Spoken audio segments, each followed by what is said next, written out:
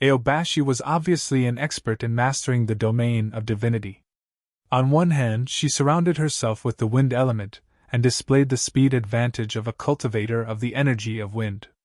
She turned into a raging tornado that blew towards Hansho. The strong winds around Aobashi stirred up sand and pebbles. Trees were uprooted wherever she passed.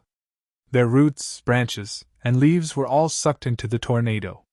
Only a few trees with energy towers in the center were barely holding on. They were on the verge of collapse and did not get flattened. The hurricane whistled as it approached, its momentum growing stronger and stronger. After sucking in a large amount of flying rocks, trees, sand, and soil, the dusky hurricane expanded several times in size.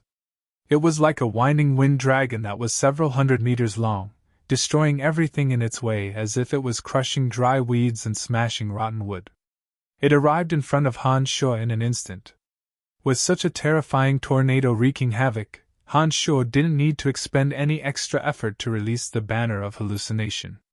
The thick, enormous tornado formed a natural barrier, and the people on the other side of the sand table wouldn't be able to see through the flying dust at all. Hansho stood motionless like an ancient boulder, waiting for Aobashi to accumulate the power of the tornado to its peak so that she would be convinced of his superiority. Hansho finally made his move when the tornado had accumulated its power to the limit and was about to engulf him. Cauldron Spirit's energy surged into his body. In an instant, an enormous amount of energy filled his limbs, bones, and internal organs. Along with the excruciating pain, Hansho felt an endless amount of power. Hansho didn't attack immediately. The 17 flying swords suddenly shot out like a bolt of black lightning. Demonic yuan converged into the demon's lair edge. The dark and translucent demon's lair edge suddenly emitted a bewitching red glow. Streaks of blood-red light split apart like a blooming flower, instantly spreading into a large ball. The blood-red radiance continued to revolve and formed an enormous ball of light. It blasted into the incoming tornado like a clap of thunder. As soon as the bloody radiance of 10,000 slashes performed in the Omen realm landed on the tornado, the blood-red radiance completely ignored the barrier of rocks and trees entangled by the tornado. The blood-red radiance penetrated into the tornado and pierced towards Aobashi at the center. Aobashi was obviously shocked when she saw that the barrier around the tornado was completely ineffective. She hastily halted the tornado's rotation and condensed more wind element onto the barrier. She used the barrier of vacuum to block the sharp sword rays shot out by the bloody radiance of 10,000 slashes. The tornado suddenly slowed down. Hansho took advantage of this gap and blasted into the tornado like a fully charged magic crystal cannon. The 100-meter-long tornado formed by Aobashi's divine energy and domain of divinity engulfed Hansho almost instantaneously. His figure abruptly disappeared into the tornado.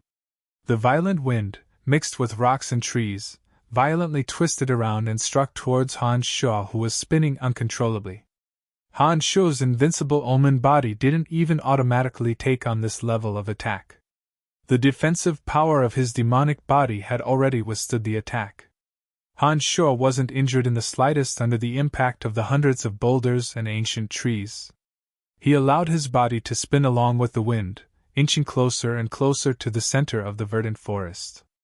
Aobashi, who was at the center of the tornado, was greatly surprised. Although the rocks and trees themselves did not possess much penetrative power, the force of the tornado's high-speed rotation should have been astonishing. An ordinary person would certainly suffer some damage even if they could handle such an attack. However, Aobashi discovered that Hansho was unscathed with the help of the omnipresent wind element. While Aobashi was perplexed, he was slowly approaching Aobashi, who was at the center of the battlefield. A barrier of wind formed from pure divine energy formed from the element of wind in her domain of divinity appeared in front of him, blocking his path forward. With one thought, the 17 flying swords finally shot out from his body. The invincible flying swords contained intense acidity and frost toxins. They had a natural advantage over any barrier. Under the control of Hansho's mind, the 17 flying swords converged into a straight line and suddenly struck at a single point. The wind barrier was constantly changing its position as the tornado spun. However, Han Shuo was able to keep a close eye on it. No matter where the wind barrier moved, the 17 swords would stab towards that spot, using the ferocious force of impact and the terrifying acid and cold toxins to corrode that spot. Under Han Shuo's astounding eyesight, the 17 flying swords only needed 3 waves of attacks to break through Aobashi's wind barrier. The moment the wind barrier shattered, Han Shuo suddenly appeared beside Aobashi and grinned. "You can't get away!" Aobashi stared blankly for a moment. Before she could react, she discovered that she had been imprisoned by a strange space that had suddenly formed inside her wind barrier. From the moment she fell into that strange space, she discovered that she had lost contact with the surrounding wind elemental energy. She could no longer control the wind barrier that had at least a small crack in it. If a god whose strength was inferior to Han Shuo fell into the hell of Avicii formed by the 17 flying swords, they would have no choice but to compete with Han Shuo in endurance. On top of that, Han Shuo had an enormous advantage by relying on the toxins of acid and frost from the 17 flying swords. On top of that, the cauldron spirit provided him with an endless supply of energy. To compete in endurance with Han Shuo was no different from courting death. Aobashi was no exception. At the sand table at the center of the soaring cloud mountain range, the crowd did not see the annoying mist this time. Unfortunately, they found that the scene on the sand table was even worse. The huge tornado that Aobashi had created had occupied almost 1/10 of the arena. The entire arena was shrouded in a thick layer of dust, making it impossible to see what was going on inside. "I wonder what's going on." Erebus had a nervous look on his face. He did not know which side he should hope for. On one side were his friends, and on the other side was the woman he loved. "This battle has been going on for quite some time. I reckon that Brian won't be able to defeat Aobashi so easily." Rudrasi was very vexed and said, "From the scale of the arena, I can tell that this battle is going to be intense. But it's a pity that I can't see anything. Sigh, I still don't know what kind of energy Brian is using. Brian should be the winner of this battle. Aobashi will have to give up her position as the chief of Divine Guards." Although Batuk felt very aggrieved, he had to admit that Han Shuo possessed unfathomable strength. It was taboo for him to face an enemy he couldn't even fathom. Although Aobashi possessed valiant strength, Batuk had seen her in action and had a rough idea of her strength. But when facing Han Shuo, Batuk felt as though he was fighting an invisible person. The feeling of being invisible and untouchable filled him with awe and fear. "Carmelita, who do you hope to win?" Wallace suddenly asked. Carmelita stared blankly for a moment. She thought seriously for a moment before she shook her head and replied, "I don't know. Big Sister Aobashi has been very nice to me, but Brian has been nice to me too. Haha, but Big Sister Aobashi has been in this position for so many years. It's not a bad idea to change it. This way, the City of Shadows will have more vitality." Wallace couldn't help but smile wryly when he heard Carmelita's words. He thought to himself, this silly girl has no idea how much of a storm that youngster's sudden rise will cause. Sigh, it's not easy being a city lord. When the tornado gradually calmed down and crushed rocks and ancient trees fell to the ground, the arena was gradually revealed. This time, Han Shuo did not point the demon's lair edge at Aobashi. But from the calm smile on his face and the dejected look on Aobashi's face, everyone knew the result. He won again. Chapter 803. Han Shuo, Aobashi, and Andre returned to the center of the city together. The crowd's gazes were uniformly gathered on Han Shuo. Congratulatory words and compliments kept coming from the members of the 3 major family clans. Han Shuo, on the other hand, put on a smile and dealt with them calmly. He wore a humble face and was neither arrogant nor impatient. The patriarchs of the 3 family clans, on the other hand, did not express too much enthusiasm towards Han Shuo. However, Carmelita, Jia, Erebus, and those who were on friendly terms with Han Shuo did not have any scruples. They treated Han Shuo's victory as an unbelievable and joyous event. Carmelita, and Erebus even had to console Aobashi, who had lost the battle. Aobashi, who had mentally prepared herself before the battle, chatted with Han Shu and Andre for a while and felt relieved. She was not as dispirited as the crowd had expected. On the contrary, Aobashi's fighting spirit seemed to have been ignited. She kept saying that she would find trouble with Han Shu next time. When Wallace saw that Erebus, Aobashi, Carmelita, Andre, and the others were getting closer to Han Shu, he grew more and more worried. As the patriarch of the House of Saint, he had to think more long-term than others and had more concerns than others. Unknowingly, Wallace had started to take Han Shu's special status in the City of Shadows seriously. The first place had been determined. The remaining rankings had to be determined. After a round of battles, the rankings of the Divine Guard chiefs were finally determined: Han Shu, Aobashi, Erebus, Ralph, Camilla, Batuk, and Ridgersi. As Ralph was exhausted from his battle with Han Shu, he was defeated by Erebus. This was somewhat unexpected. After the new rankings were determined, Ralph was even more silent than usual. He did not utter a single word from beginning to end, but from time to time, his gaze would sweep across Han Shu's body. No one knew what he was thinking. Han Shu had warned Ralph and kept his guard up against him. If it weren't for the fact that Ralph was directly under Wallace's command, Han Shu might have gotten rid of this hidden danger. However, even though Han Shu had the intention, he knew that once he took action, his relationship with the House of Saint would immediately plunge into an irreparable state. This was not an outcome that Han Shu wished to see. Therefore, he could only think about it. At the end of the competition, the top 3 in each category will be rewarded. As the Chief of 5th Corps, Brian has obtained first place in both categories. According to the usual rules, he has the right to arrest members of major family clans without any prior notice. In addition, the Han family will have their taxes reduced by half. Wallace gestured for the crowd to quieten down before announcing the rewards. After Wallace's announcement, Andre looked a little startled. It was as if Wallace's reward was different from what he had expected. He looked at Wallace with a puzzled expression. He wanted to say something but stopped himself. The patriarchs and Divine Guard chiefs of the 3 major family clans bunched their brows. According to the rules, the first chief of Divine Guard would be rewarded with a piece of territory. This territory was usually left over from a declining family clan or a piece of land directly carved out from the House of Saint. But this time, Wallace did not reward Han Shu with a piece of land. The Han family's shops and forts would have their taxes reduced by half. This had been the case every year. Other than that, Han Shu was rewarded with some random titles such as the title of First Chief of Divine Guard and 500,000 black crystal coins. Given the wealth of the Han family's celestial pro-pharmacy, a mere 500,000 black crystal coins wasn't a huge sum. It was definitely not worth the price of a fort or a fief. At present, the City of Shadows does not have any additional fiefs and the Han family has recently acquired Fort Losberg. Therefore, I will compensate you with 500,000 black crystal coins, Wallace explained as though he had seen through the crowd's puzzlement. Andre wanted to say something but hesitated for a while. In the end, he just lowered his head and remained silent. Thank you very much, Your Lordship.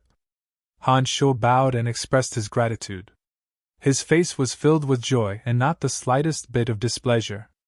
The patriarchs of the 3 major family clans were about to say something, but when they saw that Han Shu had already expressed his gratitude, they hesitated for a moment, and eventually shook their heads. It was as though they did not approve of Wallace's reward for Han Shu. Erebus, Aobashi, and Ralph received divine weapons from Wallace.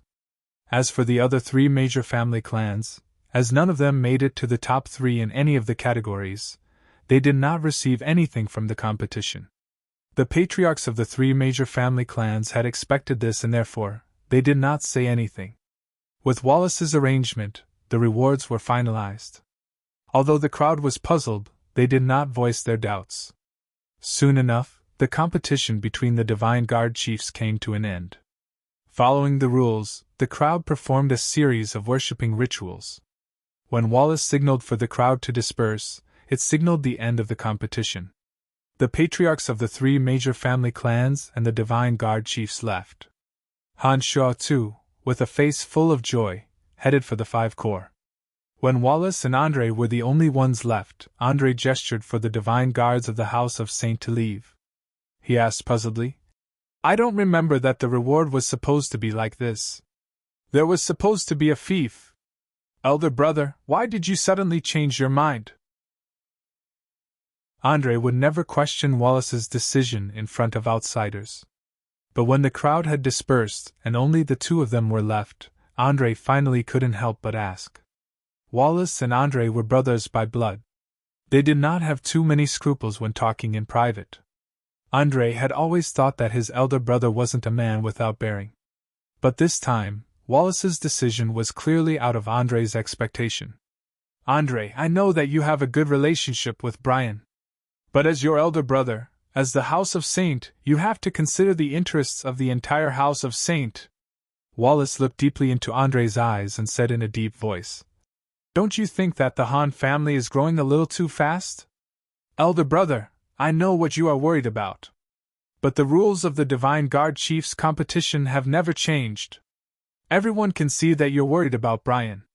Brian may look gentle, but he's more cunning than anyone else.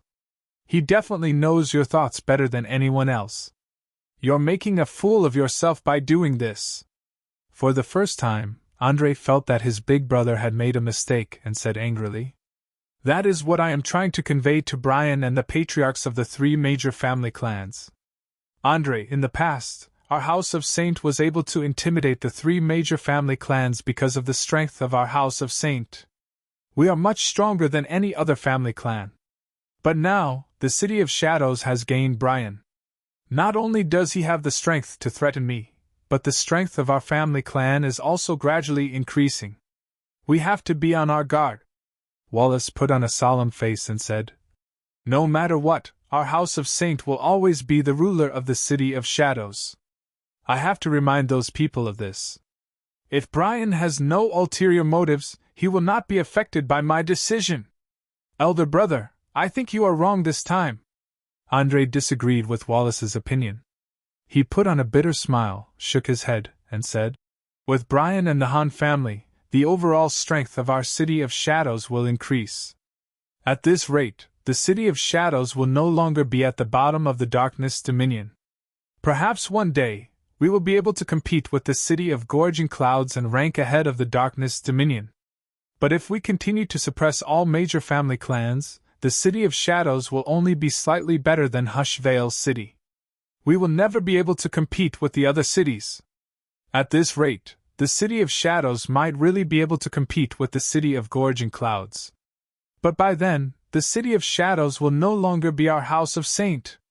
Wallace coldly groaned and said, "I know what I'm doing. You don't have to say anything more. I am the Patriarch of the House of Saint, and I know what I'm doing." Andre was astonished that Wallace had used his position as the Patriarch of the House of Saint to pressure him. For so many years, Wallace had never said such things in private. For a moment, Andre was at a loss as to how to respond to Wallace's attitude. "All right, I won't say anything more." "I hope you are right." Andre was rather disheartened. He shook his head with a bitter smile, turned around, and left. "In the future, it would be better for you to keep a distance from him. Otherwise, you will be caught in a dilemma when we have to fight in the future," Wallace said in a deep voice as he looked at Andre's departing figure. Andre's body froze for a moment before he replied in a low voice, "I know my place." Upon finishing those words, Andre flew away. When Han Sho returned to the 5th Corps, the Divine Guards were already waiting for him. As soon as they saw Han Sho, they immediately asked, "My lord, how did it go?" "Just as I promised you, you have taken the first place." "I will not fall behind," replied Han Sho in a faint smile. Upon hearing those words, the Divine Guards of the 5th Corps started cheering excitedly, especially the female Divine Guards. Their eyes were sparkling as they looked at Han Sho. They were so passionate that even Han Sho did not dare to look them in the eye. "I have long said that Master will defeat everyone effortlessly. There is no doubt about it," said Gilbert in a complacent manner. Senior brother, which territory was given to us? Asked the usually cold and detached Balance.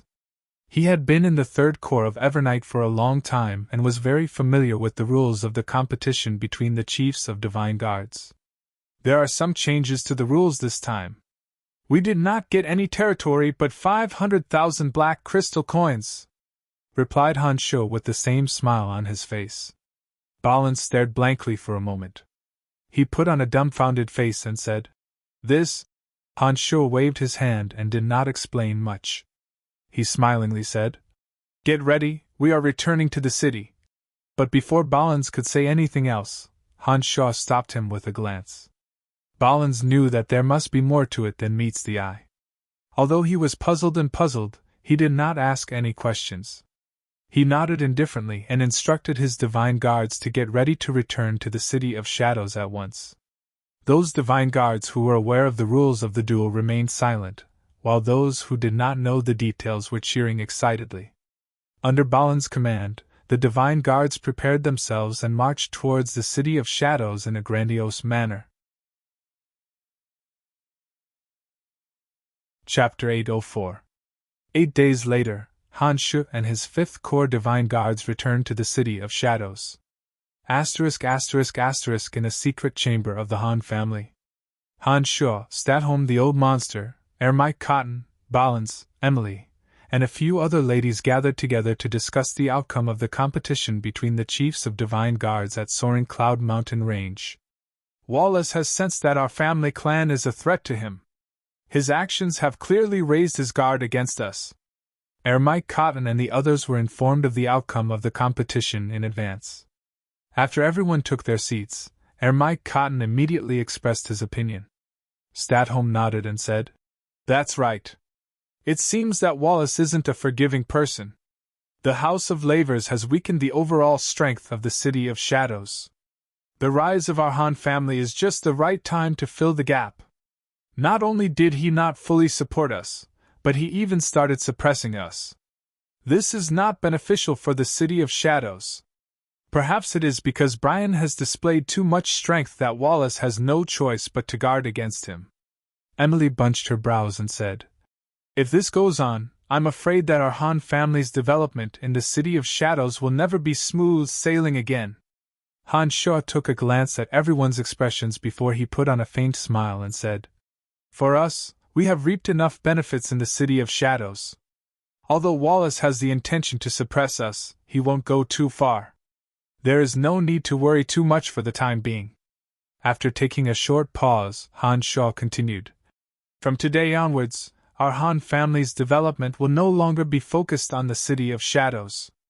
We will gradually expand the influence of our celestial pearl pharmacy to other dominions. Also, Fort Lossberg is located at the border of the City of Shadows. This territory that belongs to us must be well controlled. Everyone, please put more effort into Fort Lossberg. Yes, as long as our Han family's influence spreads throughout the dominions, even if we fall out with the City of Shadows, we will still be able to find a good home in advance. If this place doesn't want us, there will be other places that want us. Our Han family won't be able to survive in any city." To the members of the Han family, being hindered at the most rapid development of the family made them all unhappy. None of them, including Han Shu, coveted the City of Shadows. Wallace's actions had chilled their hearts and forced them to make preparations for their future. "It's true that we did not obtain the expected benefits from the Battle of the Divine Guard Chiefs. Wallace has only given me an empty title," Han Shu said calmly. "However, the reputation that he saw as useless is what we need the most right now. In just a few days, nearly 100 gods have joined the Han family and the 5th Bureau. These people will become the pillars of the Han family in the future." This was unimaginable in the past. The Han family had wealth and territory. What they lacked the most right now was manpower. Before Han Shu led the 5th Corps and displayed his prowess in the competition, there were only a few people who joined the 5th Corps and the Han family. But after Han Shu defeated Ralph and Aobashi and won the title of Chief of Divine Guard Chiefs, and after the 5th Corps defeated the 2nd Corps, The number of people joining the Han family and the Han family suddenly increased by dozens of times. These people were much stronger and more talented than those who joined the Han family and the Han family. They were exactly the kind of talents that Han Shuo needed.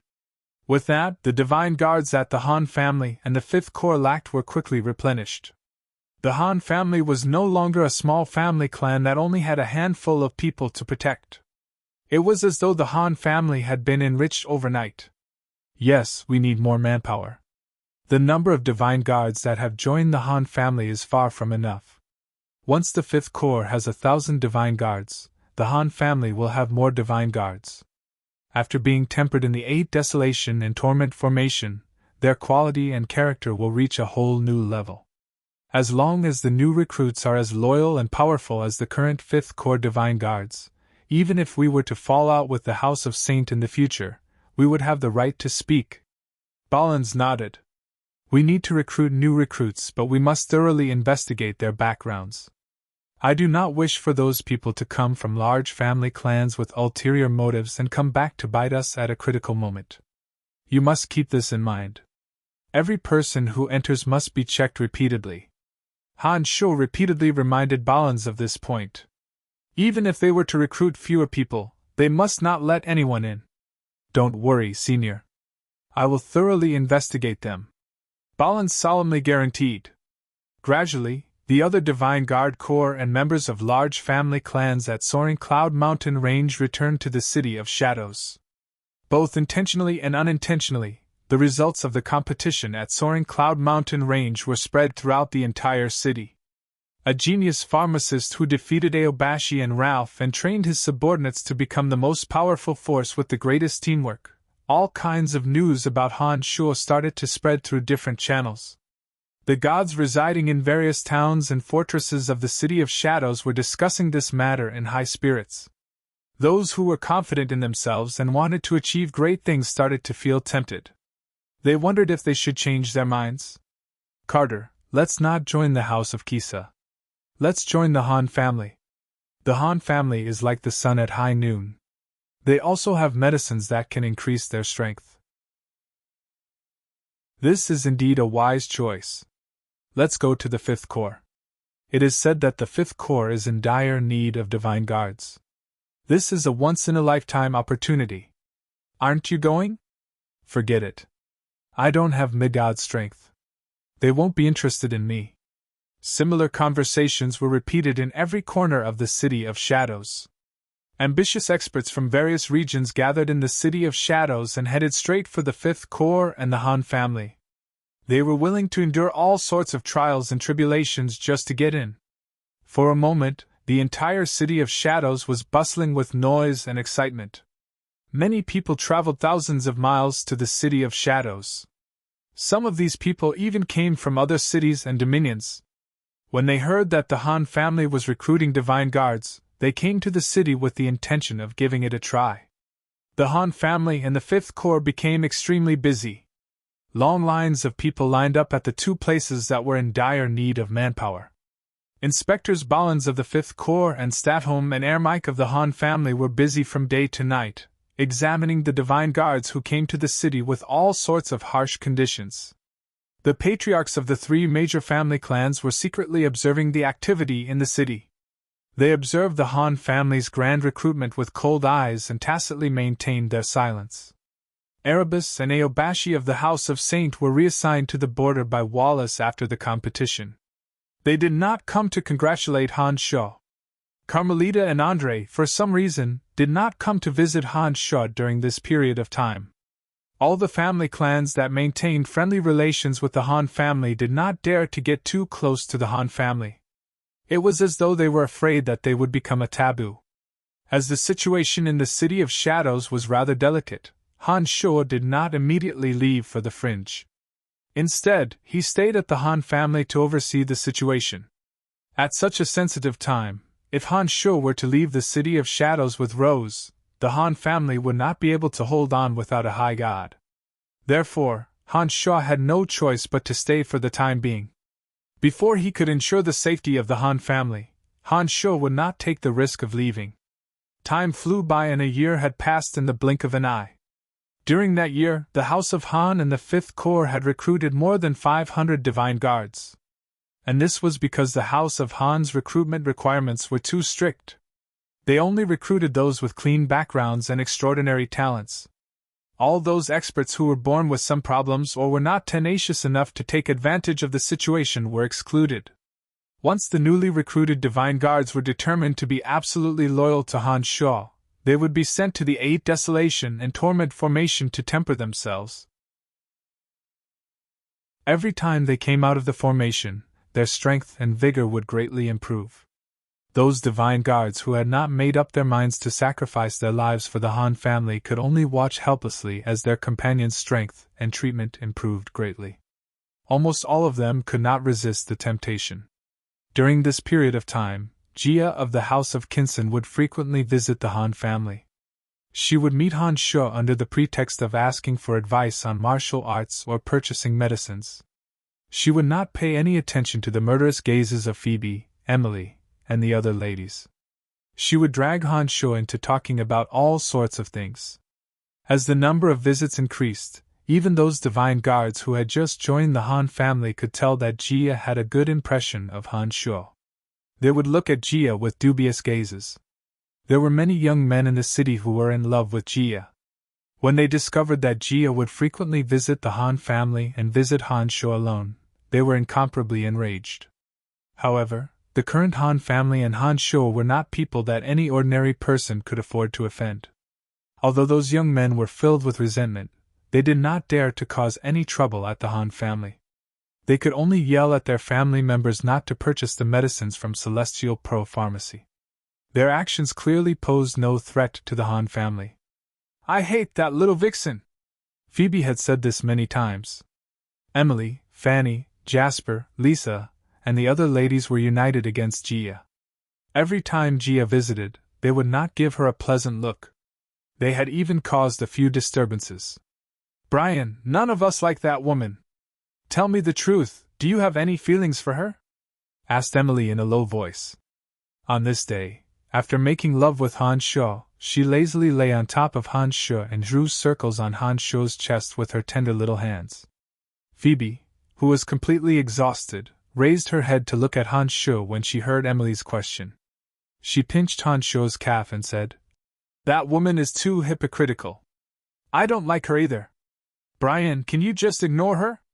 Han Shuo's body went limp. He nodded contentedly and said, "All right, I'm satisfied with the company of the few of you." After receiving Han Shuo's assurance, Phoebe and Emily were overjoyed. They laid on Han Shuo's body and fell into a deep sleep. 3 days later, Han Shuo received a handwritten letter from the patriarch of the House of Qinsen, Casper. The letter stated that Han Shuo would like to marry Han Shuo. He also wanted Han Shuo to officially marry Jia and that they would hold a grand wedding in the City of Shadows. When Emily and the other ladies received the news, they rushed to Han Shuo and looked at Han Shuo with resentment.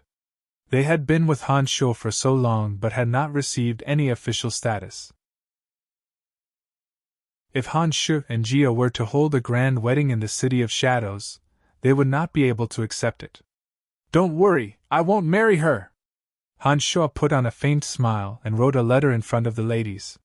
He rejected Casper's kind intentions and asked Balans to personally deliver it to the Qinsen residents. When writing the letter, Han Shuo did not expect that it would eventually become the cause of a dispute between the major family clans in the City of Shadows. Chapter 805 at the Qinsen residence in the City of Shadows. As soon as Balans left, Casper tore the letter in his hand into shreds. He sneered and said, "I didn't expect that he would refuse." Beth and Camilla, who were standing beside him, were also astonished. They did not expect that Han Shuo would make such a decision. From their point of view, once the Han family and the Qinsen family were united by marriage, even the House of Saint would have to think twice before dealing with the Han family. Once the two families united, it would be a win-win situation for both the Han family and the Qinsen family. Especially when Jia was a well-known beauty in the City of Shadows. Casper was very surprised that such a beauty that everyone wanted was offered to him by their family. Yet, someone actually refused to marry her. What is this man thinking? Beth was rather annoyed. She said hatefully. Does he think that our Kinson family is not worthy of him? It's true that the Han family has been on the rise for the past few years. But how long has it been since they came to the City of Shadows? Do they really think that they have the ability to go toe-to-toe with the House of Saint? Camilla, inform the patriarchs of the other two family clans that the youngster doesn't know what's good for him. I have no choice but to let them try. Caspar instructed his sister Camilla with a gloomy face. Camilla nodded and quietly left. Soon enough, the patriarchs of the other two family clans received the news. The three patriarchs had been discussing in private, and agreed that they could make use of the conflict between the Han family and the House of Saint. They planned to use Han Shuo's power to probe the House of Saint's reaction. Caspar's plan was only the first step. Little did they expect that it would fail. Kinloch of the House of Kisa and Laurel of the House of Buller replied that they would not act rashly for the time being. They would wait and see what Wallace would do with the Fifth Corps. After Avery's death, the original members of the Fifth Corps were scattered. All the responsibilities were shared by the other corps. By now, the Fifth Corps had recruited 300 Divine Guards and formed 3 new companies of 100 men. Together with the victorious company, the Fifth Corps was fully capable of regaining control of the territory they were originally in charge of. Logically speaking, Wallace should have released his authority by now. However, there had been no news for a long time. They were secretly watching the House of Saint and the Han family, trying to figure out if there would be any conflict between the two. What? It was still the Kinson family. Gia flew into a rage when she heard the news from her mother, Beth. Who allowed you to act on your own? Gia did not know about the correspondence between Caspar and Han Shuo beforehand. Even though he had not been to the Saint residence for a year, the Divine Guards recognized Han Shuo. But when they heard that Han Shuo was looking for Andre, they seemed rather troubled. One of them said, My apologies, but Lord Andre has been cultivating ever since he returned from Soaring Cloud Mountain Range. No one is allowed to disturb him. Even the City Lord has sought him out several times, but he did not come out. It seems that he must have made an important breakthrough in his cultivation. Han Shuo couldn't help but stare blankly at those words. From the conversation between the Divine Guards, Han Shuo could tell that Andre was dissatisfied with Wallace's actions. Otherwise, he wouldn't have used such a method to refuse Wallace's summons. Han Shuo understood that since Wallace was bent on suppressing the Han family, it would be difficult for Andre to get caught in the middle. After all, Han Shuo was a member of the House of Saint and Andre couldn't possibly go against Wallace's wishes. I see. Since Lord Andre is making the best use of his time in cultivation, Carmelita should be doing the same, right? Han Shuo put on a faint smile and asked. That's right. Just like Lord Andre, Miss Carmelita was forced to enter the gymnasium by the City Lord right after she returned from Soaring Cloud Mountain Range. She hasn't left the gymnasium ever since, replied the Divine Guard hastily. Oh, I see. Forget it then. Han Shuo did not have the intention to talk to Wallace in detail. He turned around and left the Saint residence without even stepping into it. On the way back, Han Shuo carefully thought about it. He suddenly realized that it might be a good idea to leave the City of Shadows for a while. Even if Wallace really wanted to deal with Han Shuo, once Han Shuo left the City of Shadows, Wallace wouldn't be able to do anything to the Han family. To Wallace, Han Shuo was the one he was most apprehensive about. If he really wanted to deal with the Han family, he would first have to subdue Han Shuo. The other members of the Han family shouldn't be a threat to Wallace at all. In other words, as long as Han Shuo left, the members of the Han family would be safe from Wallace. After returning to the Han family, Han Shuo gathered Balans, Sanguiner, Gilbert, Statholm, Ermike, and the others and instructed. Shift the focus of the family's development to Lossburg. Balans, you don't have to worry about the rules. Use all kinds of excuses to move the 5th Corps Divine Guards to Lossburg. Leave only the Celestial Pearl Pharmacy in the City of Shadows. All important members of the family will move to Lossburg one after another. Brian, are you leaving the City of Shadows? Asked Stadholm. Han Sho nodded and smilingly replied. That's what I'm thinking, but I haven't made up my mind yet. For the time being, you all will stay in Fort Lossberg. The focus of the family can be placed in other dominions or cities. Don't get into any conflicts with other family clans. Following that, Han Sho wrote a few personal letters, one to Wallace, one to Erebus, and one to Aobashi. He instructed his divine guards to deliver the letters, stating that he was going on a trip. In the letter to Wallace, Han Sho's wording was tactful. He hinted that he had no intention of seizing power in the City of Shadows. Han Sho knew that Wallace wouldn't necessarily believe him. However, as long as he wasn't in the City of Shadows, even if Wallace wanted to suppress the Han family, Han Sho believed that he wouldn't go too far. In the two letters to Erebus and Aobashi, Han Sho hoped that the two could help him look after the Han family. Given the relationship between Han Sho and the two, there was no doubt that they would help. With Andre and Carmelita around, as long as it wasn't the House of Saint, Han Sho wouldn't have to worry about other family clans doing anything to the Han family. No matter where you go, be careful. I will ensure the safety of the Han family when you are not in the City of Shadows. 3 days later, Han Sho received Wallace's reply. Han Sho couldn't help but laugh. From the wording of the letter, Han Sho knew that his guess was correct. Wallace was most worried about him.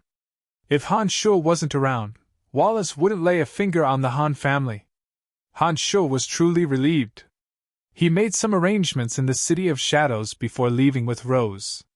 They traveled all the way to Fort Lossberg. After arriving at Fort Lossberg, Han Sho first recreated the 8 Desolation and Torment formation. Then, he used a large amount of materials and Cauldron Spirit's energy to deploy a total of 4 demonic formations of various sizes in Han Sho's residence: Shura formation of Illusionary God, Lightning formation, Omen Spirit Gathering formation, and Non-Poisonous Mystical Een formation. The 4 formations were placed at the 4 corners of the residence, with the 8 Desolation and Torment formation at the center. With the help of the Cauldron of Myriad Demon, it took Han Sho half a year to complete the 4 newly formed demonic matrices. After Han Sho had tested the power of the demonic matrices one by one and explained in detail how to use them to Candide, Stradholm, and the others, he finally felt at ease. With the 4 demonic formations in place, even if the Han family were to be attacked, they would be able to hold their ground for a long time. Enemies who dared to barge into the formations would have to pay a grave price. Given Han Sho's current realm and Cauldron Spirit's assistance, even if there were high gods among the intruders, they would die if they weren't careful. After everything was properly arranged, Han Sho saw that Phoebe and the others were arriving at Fort Lossberg from the City of Shadows. Wallace did not seem to have any intention of stopping them. Han Sho left with Rose. Their destination was the Fringe.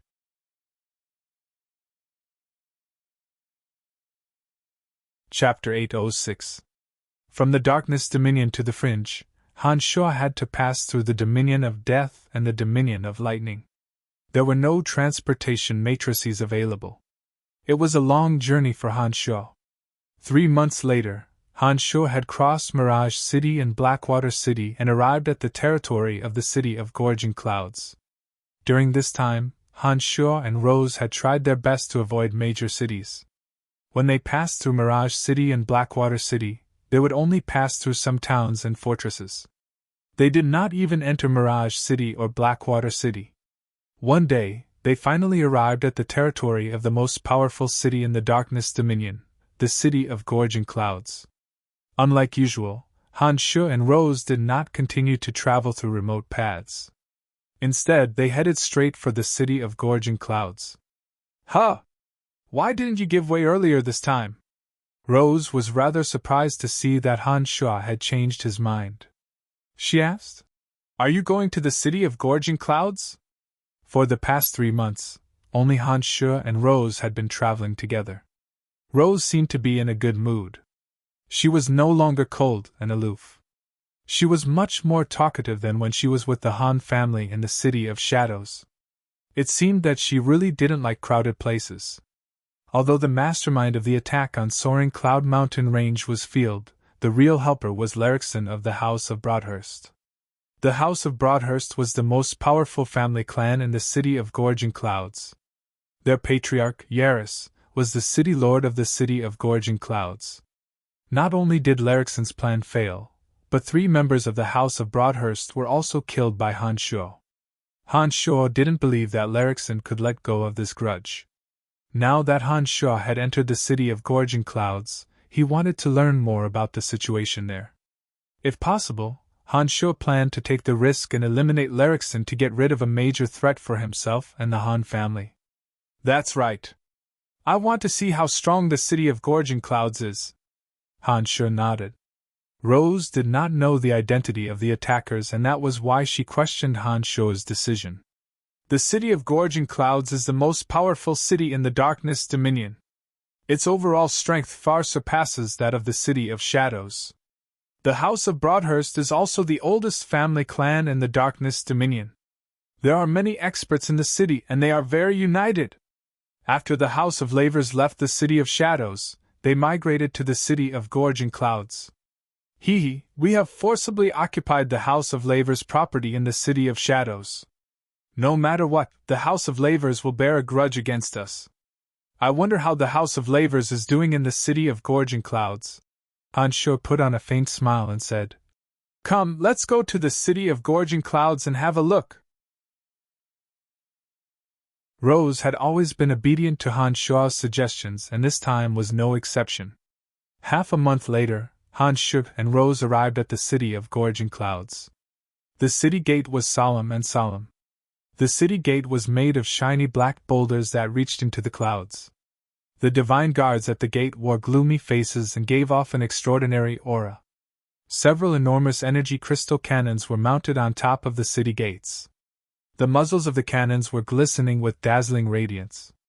Those energy crystal cannons rely on the energy from the energy towers at the rear to fire. Not even high gods can withstand an attack of that degree. A low god will be blasted to death, Rose explained when she saw Han Shuo's gaze lingering on the energy crystal cannons. The City of Gorging Clouds is indeed extraordinary. Come, let's enter the city and have a look. Han Shuo and Rose observed the city for a while before they paid the entrance fee and entered the city. After entering the city, under Rose's guidance, Han Shuo walked around the city for a while. He discovered that the defenses of the City of Gorging Clouds were much stronger than those of the City of Shadows. There were many defensive towers and energy crystal cannons constructed from energy crystals. Groups of calm and indifferent divine guards would pass by from time to time. Rose concealed her silver hair and Han Shuo slightly altered his appearance. He believed that no one in the city would recognize him. Then, he asked a group of divine guards passing by, "Excuse me, where is the Laver's residence?" "The Laver's residence?" The divine guard stared blankly for a moment. He looked at the few black crystal coins that Han Shuo had stuffed into his hand and asked the divine guard beside him, "Is there a family clan in the city called the Laver's residence?" "There is. A family clan that just arrived from the City of Shadows is called the Laver's residence. I heard that a woman named Donna from the Laver's residence will be marrying Lord Larrickson's son in a few days. This also means that the Laver's residence will become a vassal of the House of Broadhurst." Another divine guard interrupted and said to Han Shuo, "The Laver's residence is located in the south of the city." "Thank you very much," replied Han Shuo and Rose before they departed. Han Shuo did not expect that such a day would come for Donna. Although he had gone through a lot with the Laver's residence, Han Shuo had always been grateful to Donna. Previously, when Field attacked him, Han Shuo believed that it had nothing to do with Donna. Now that he heard that Donna would be marrying Larrickson's son, for some reason, Han Shuo couldn't help but feel a little uncomfortable in his heart. After obtaining the information, Han Shuo and Rose stealthily made their way to the southern district of the City of Gorging Clouds. As they were in the City of Gorging Clouds, divine guards were constantly passing through the city. In order to not expose his identity and strength, Han Shuo did not travel too quickly. It took him a day and half a night to arrive at the southern district and locate the Laver's residence. Compared to their mansion in the City of Shadows, the Lavers family's manor was much shabbier. The southern district of the City of Gorging Clouds wasn't considered a wealthy area. Han Sho felt rather apologetic when he saw the sparse buildings in the manor. Without any particularly tight defenses, a few demon generals stealthily infiltrated the manor under the night sky. As demon generals refined from high gods, their ability to conceal their presence was even greater. Without alerting anyone, the demon generals managed to learn everything about the Lavers' residence. Soon enough, one of the demon generals found the gymnasium where Donna was. As Donna was not a high god, the barrier of darkness she deployed could not stop Han Sho's demon generals. In the gymnasium, Donna was clad in an emerald green combat gown. She was valiantly attacking Dolores. Donna's brows were filled with worry. She did not seem to be celebrating her wedding. Dolores had completely become Donna's target to vent her anger on. Under her relentless attacks, Dolores was in great pain. Donna's fists landed all over his body, and his face was covered in bruises. Bang! Dolores's back collided with the metal wall of the training field. Stop! Dolores hastily raised his hands and begged for mercy. In a pitiful voice he said, "It's about time. It's already so late. I should go back and rest. I'm done." Again! Donna shouted and was about to give chase again. "Elder sister, I know that you are in a bad mood, but you can't vent on me every day, can you?" Dolores shrieked. "The previous incident had nothing to do with me. I was only brought there by the Patriarch because I was familiar with that area. Besides, that youngster killed second uncle and took everything from us in the City of Shadows. It's only right for us to retaliate. Elder sister, you are also a member of the House of Lavers. You should understand the situation. If it wasn't for your younger brother Dolux's, Brian wouldn't have become enemies with our family in the first place, and we wouldn't have to deal with all these messy matters," Donna said furiously. "Now that our House of Lavers has fallen to such a state, I have been sacrificed by my father to marry that good-for-nothing. Why? Why do I have to bear all of this?" Donna yelled and charged at Dolores again. Another round of violent punches and kicks landed on him. Donna's graceful and elegant bearing back when she was on profound continent was nowhere to be found at this moment. Donna was gradually losing control of her mind, and her temper was much worse than usual. Dolores did not dare to resist and allowed Donna's punches to rain down on his body.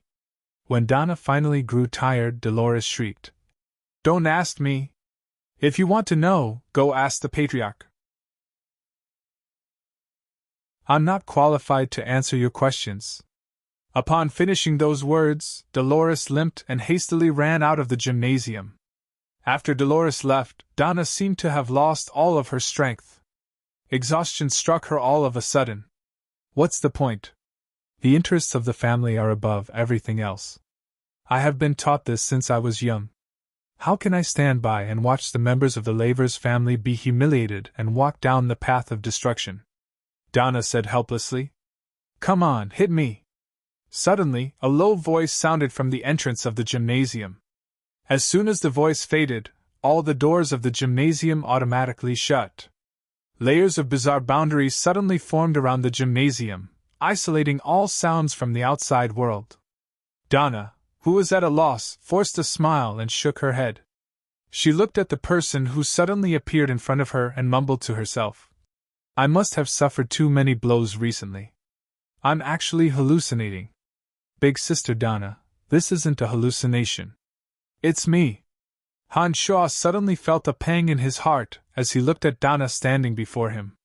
Was this still the same calm, graceful, and elegant Donna who never panicked no matter what happened? The Donna of Profound Continent and the Donna in front of him were worlds apart from this despondent and dejected Donna. "So be it!" Donna shrieked.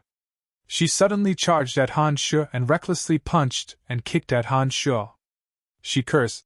Why must you go against my family? Why must you kill my second uncle?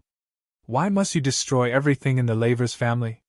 Tell me, when have I, Donna, ever wronged you? Give me a reason. Why did you? Donna bombarded Han Shu with every punch, yelling and screaming as though she had gone mad. After a while, the despondent Donna suddenly felt that every punch that landed was so real. She abruptly stopped her attacks and looked at Han Sho blankly. Her eyes gradually regained clarity. After a long while, Donna covered her mouth and cried out in surprise. It's really you? How is this possible? Why are you here? I happened to be passing by and decided to come and see you. Han Sho put on an unnatural smile. She stared deeply at Han Sho for dozens of seconds before she suddenly threw herself into Han Sho's chest.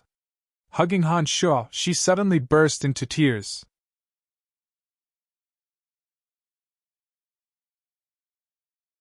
Chapter 807. Han Sho could feel Donna's body trembling. For a moment, he was at a loss as to what to do. The memories of him and Donna on Profound Continent began to flow into Han Sho's mind. After crying for some time, Donna suddenly pushed Han Sho away and glared at Han Sho. What are you doing here? Han Sho didn't know what to say. After staring blankly for a long while, he finally said, I heard that you are getting married. I came to see you. That's none of your business. Donna was infuriated when she heard Han Sho bring up the matter. She hatefully said, Are you satisfied now? Haven't you caused enough harm to my family? What more do you want? Han Sho was suddenly at a loss for words. He looked at Donna, who was crying, and felt rather guilty. He softly sighed and said, This isn't what I want to see. I have always been on the passive side when it comes to enmity with your house of Lavers. If it wasn't for your second Uncle Avery making things difficult for me and trying to kill me twice, I wouldn't have killed him. What's the point of saying all this? You have won. You have obtained everything that belonged to our house of Lavers. You killed my second uncle. You are amazing, Donna cried out. We are now living under someone else's roof in the city of Gorgon Clouds. I have been sacrificed as the only bargaining chip. What are you doing here? Sister Donna, come with me, Han Sho suddenly said. I know that you don't like what your family has arranged for you. You shouldn't be the one to bear the burden of the House of Lavers. Why don't you leave this place and find a new place to live? Donna put on a sad face and shook her head. Her smile was uglier than her crying face as she said, Do you think that's possible? Do you know what our House of Lavers will face once I leave the city of Gorgon Clouds? Our family will be exterminated. Do you think I would be so selfish as to leave hundreds of lives in the city of Gorgon Clouds for my sake? Han Sho was silent. He knew that Donna was not that kind of person. Go, I don't want to see you again, just pretend I never met you. Donna looked at him with tears in her eyes and said resolutely, For your sake, I will not harm the House of Lavers again when your father ambushed me last time. Han Sho looked deeply at Donna and said, No matter what, I will remember your kindness to me. Big Sister Donna, we will meet again.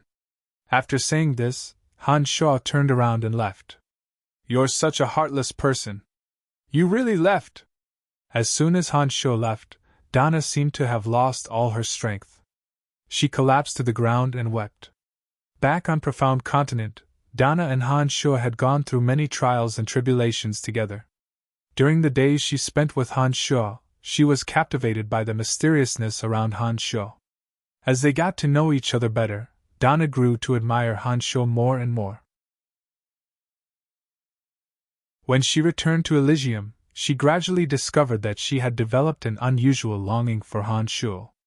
That was why she had arranged everything for Han Sho and waited for Han Sho's return. After painstakingly waiting for Han Sho on Elysium for many years, Donna gradually discovered that her feelings for Han Sho were more than just simple admiration. When the day Han Sho actually appeared in the Lavers' residence, Donna was overjoyed. Then, right after Donna confirmed that she had true feelings for Han Sho, the relationship between Han Sho and the Lavers family suddenly soured. Following that, a series of events occurred. The relationship between Han Sho and the Lavers family grew more and more intense. In the end, they became enemies because of Avery. The fiercer the relationship between Han Sho and the Lavers family, the more painful it was for Donna. On one side was her family and relatives that she had grown up with, and on the other side was Han Shaw, whom she had just developed a good impression of. Donna did not know what she should do. When the Lavers family was forced to leave the City of Shadows and Han Shaw killed Avery, who was hiding in Hushvale City, the agony in Donna's heart reached its peak. She did not know how she should live on. Soon after, she learned from the City of Gorging Clouds that Han Shaw's reputation in the City of Shadows was like the sun at high noon. Not only had the Han family completely replaced the Lavers family in the City of Shadows, Han Shaw had also defeated Aobashi and Ralph to become the leader of the Divine Guard Chiefs. His Fifth Corps had also won the first place in the team competition. Judging from the strength Han Shaw displayed, he had obviously attained mid-stage High God realm. She, on the other hand, was still just a mid-god. Be it Han Shaw's status in the City of Shadows or his personal strength, they were both far superior to hers. All of a sudden, Donna felt that she was getting further and further away from Han Shaw. It was at this time that the Lavers family was facing the threat of Larixon, who was half the master of the City of Gorging Clouds. Her father begged her to agree to Larixon's request to marry the infamous hedonistic son of a rich family. Donna felt that she was no longer a good match for Han Shaw, but she could not bear to disregard the fate of her family. Therefore, she finally agreed to Field's request. Donna, who was utterly disheartened, tried to forget everything. But it was at this moment that Han Shaw suddenly appeared before her. Unfortunately, there was no turning back. What else could she do? Han Shaw returned to Rose's side with a gloomy face. It was obvious that he was not in a good mood. What's wrong? Rose bunched her brows and asked. The House of Lavers brought this upon themselves. Shouldn't you be happy? Having stayed with the Han family for so long, Rose more or less knew about the conflict between the Han family and the House of Lavers.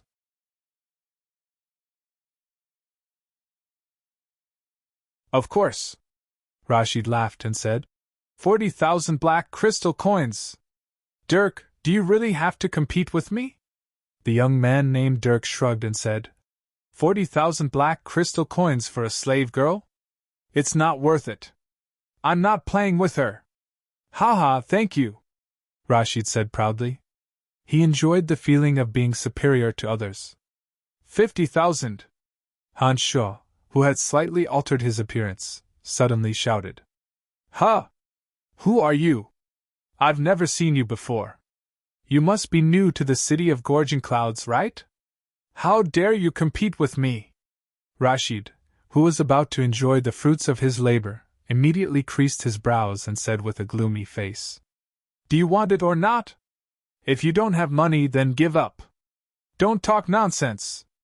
Han Shaw shouted like a boorish man. Those who recognized Rashid were stunned. They all looked at Han Shaw sympathetically, thinking that this outsider's corpse would be strewn across the streets tonight. Well, it's rare to meet an interesting person. Rashid's face changed and he shouted. 60,000! 70,000! Han Shaw said leisurely. Rashid made up his mind and shouted again. 80,000! 100,000! Han Shaw glanced at Rashid and said sarcastically, If you don't have enough crystal coins, you should stop now. You can't afford to play with me. Rashid was flustered and exasperated after hearing Han Shaw's words. He shouted, 110,000! You're crazy! She's just a slave girl. She's worth 50,000 black crystal coins at most. Is there something wrong with your brain? Han Shaw laughed and said, I'm not playing anymore. Then, Han Shaw turned around and left. Rashid had never suffered such humiliation before. He whispered to the person beside him, You stay here and bring the slave girl back. Then, he looked at the others and said, The rest of you, follow me. I'm afraid someone is going to die. Serves that guy right for offending Rashid without getting any information. The crowd was discussing fervently. As soon as they walked out of the auction house and turned into a deep alley, Rashid and his men surrounded them as expected. He sneered and said, You're courting death. I've been waiting for you for a while. Han Shaw grinned and suddenly dashed out. 17 flying swords whizzed out. After a series of wails and howls, everyone including Rashid was beheaded, leaving only a pool of blood behind. "Let's go. We're leaving the city for the fringe," Han Sho said to Rose, who was hiding in the dark. The two of them calmly retreated. A few people from the city of Gorgon Clouds who came out of the auction house to watch the show only saw the two of them disappear.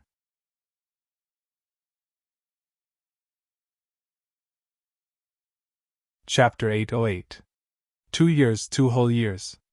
Han Sho and Rose crossed the Death and Lightning Dominions and arrived at the Space Dominions. Han Sho was not in a hurry to continue on his journey. Instead, he spent his time in various cities in the Death and Lightning Dominions, meditating in the mountains and rivers, collecting many precious medicinal ingredients and precious treasures for forging demonic weapons. Having put down all his burdens, Han Sho's mind was very peaceful during the 2 years. Han Sho's demonic yuan increased rapidly after being nourished by many miraculous medicinal pellets.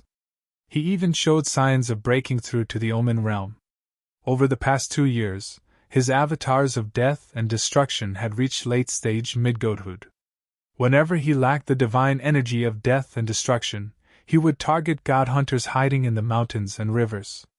Both of his avatars were on the verge of a breakthrough and were on the verge of ascending to high godhood. Han Sho had become more and more adept at using the fused domain of divinity. In his confrontation with Rose, the new domain of divinity formed by his two mid-god avatars had the absolute upper hand. It suppressed Rose's domain of divinity to the point where it could barely defend itself. It had only been 2 years, but Han Sho, who had been cultivating his state of mind with all the experience he had gained, had achieved an extraordinary improvement. His entire being had become more and more unfathomable. Even Rose, who had been following him, felt that Han Sho was becoming more and more unfathomable. Of course, during this period, Rose had also benefited a lot from Han Sho. Han Sho generously shared with Rose the expensive medicinal pellets refined from the rare treasures he collected from the mountains and rivers. Rose's body was reborn. Every time she cultivated with the pill of tranquility, her mind would be at peace and she would gain new insights into the energy of darkness. Rose, who had always been cultivating by herself, had experienced all sorts of nourishment from the medicinal pellets. Her strength had improved by leaps and bounds, and she was on the verge of a breakthrough. After spending all day and night with Han Sho, Rose discovered that Han Sho had never treated her as a servant. On the contrary, he would always give her a share of the benefits. After spending 2 years together, Rose had unknowingly grown dependent on Han Sho. Sometimes, she would even smile when they talked. This change meant that Rose had subconsciously accepted her identity and Han Sho. The Space Dominion. As soon as Han Sho and Rose arrived, they discovered that this place was different from any other dominions. In the dominions of death, darkness, and destruction, the gods that cultivated in those 3 energies were the most common. Gods that cultivated in the energy of wind, fire, lightning, and earth were few and far between. Gods that cultivated in the energy of life, light, and water were nowhere to be seen. However, the Space Dominion was different. In the mountain range of the Space Dominion, there were gods that cultivated in all sorts of energies. Gods that cultivated in the energy of 12 fundamental energies could be found everywhere. They minded their own business, unlike the dominions of darkness, death, and destruction, where they would fight each other as soon as they met. The fringe was located between the Space Dominion and the Destiny Dominion. It would take Han Sho at most 3 months to arrive at the fringe. However, Han Sho was in no hurry to leave after setting foot in the Space Dominion. According to his agreement with the 5 elite zombies and Little Skull, he would meet them in the ethereal city of the Space Dominion. Counting the days, Han Sho decided to stay in the Space Dominion for a while and meet the 5 elite zombies and Little Skull first. It had been a long time since Han Sho last saw the 5 elite zombies and Little Skull. When Han Sho left, both the 5 elite zombies and Little Skull did not possess outstanding strength. Han Sho was worried about their safety, just like a father worried about his wandering son. The 5 elite zombies were refined from the origin energy of the 5 elements. They had an instinctive understanding of the 5 elements. After cultivating in the energy of earth, life, fire, water, and metal, Han Shuo was not worried about their state of mind. As long as they could increase their divine energy, Han Shuo believed that the 5 elite zombies would improve even faster than Sanguinaire and Gilbert. It had been several decades since they last met. Han Shuo was full of expectations for the 5 elite zombies. He wondered what realm they had cultivated to.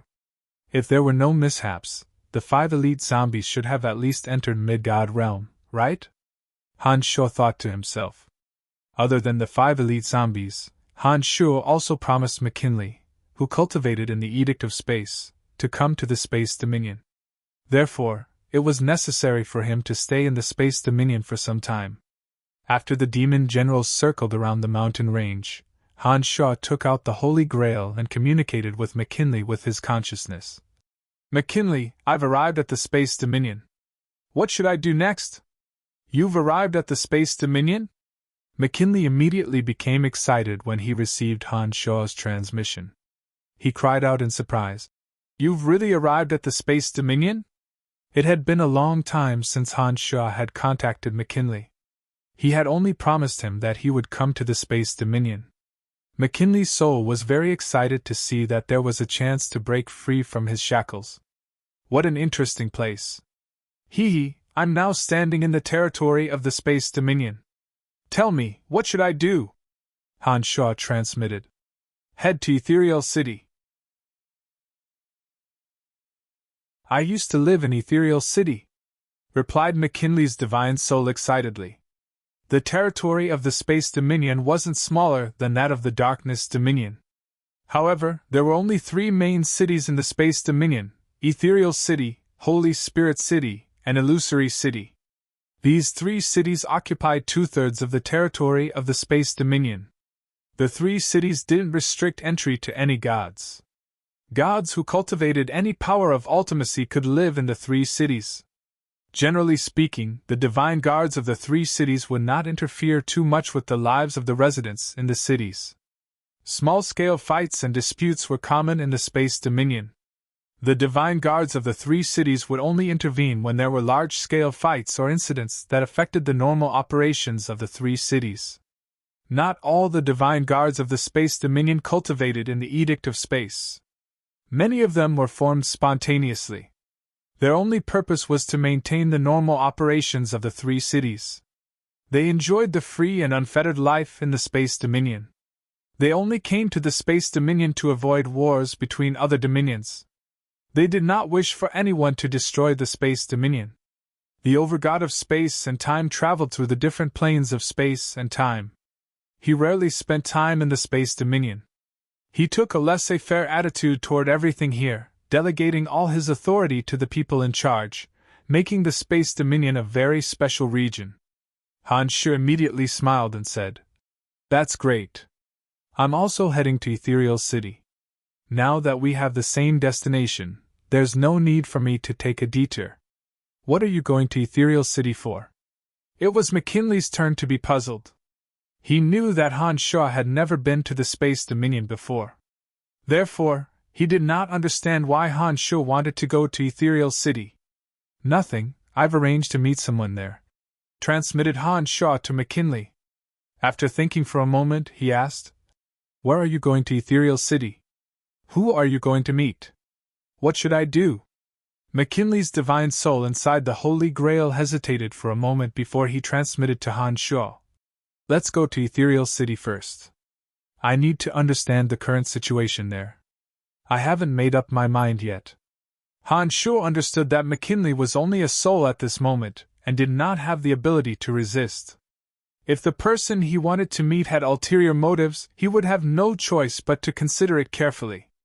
"All right, I'll go to Ethereal City first. You still have time to think about it," replied Han Shuo. He put away the Holy Grail that contained McKinley's soul. The divine soul inside the Holy Grail is very powerful.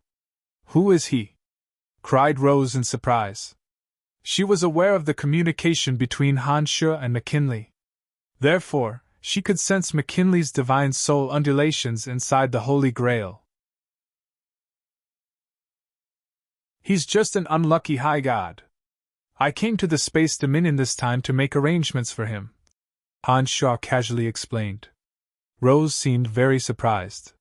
She stared blankly for a moment before she asked, "What realm is that divine soul at?" "Late stage high god." "Ha!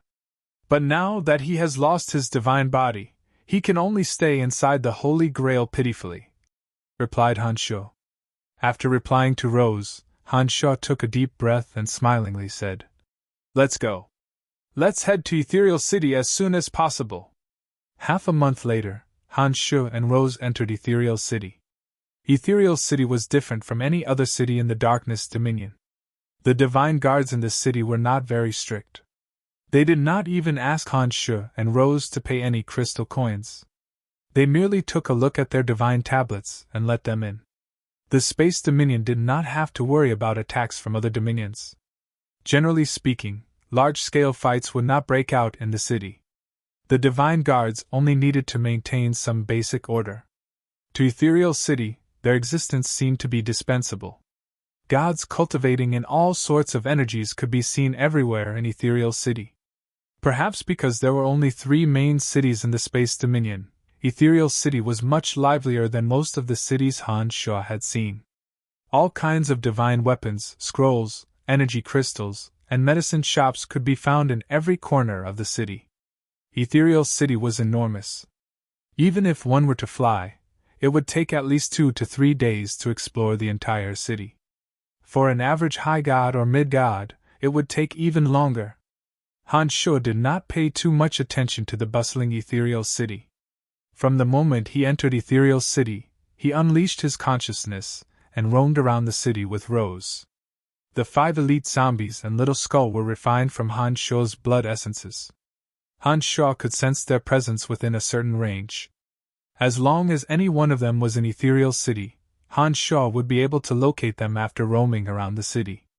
Han Shaw unleashed his consciousness to the fullest and flew along every street with Rose.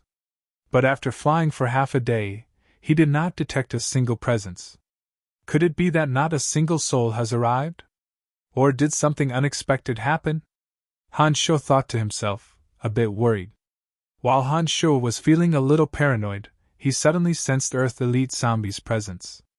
Han Shaw was overjoyed. He hastened his pace and flew towards Earth Elite Zombie's location with Rose.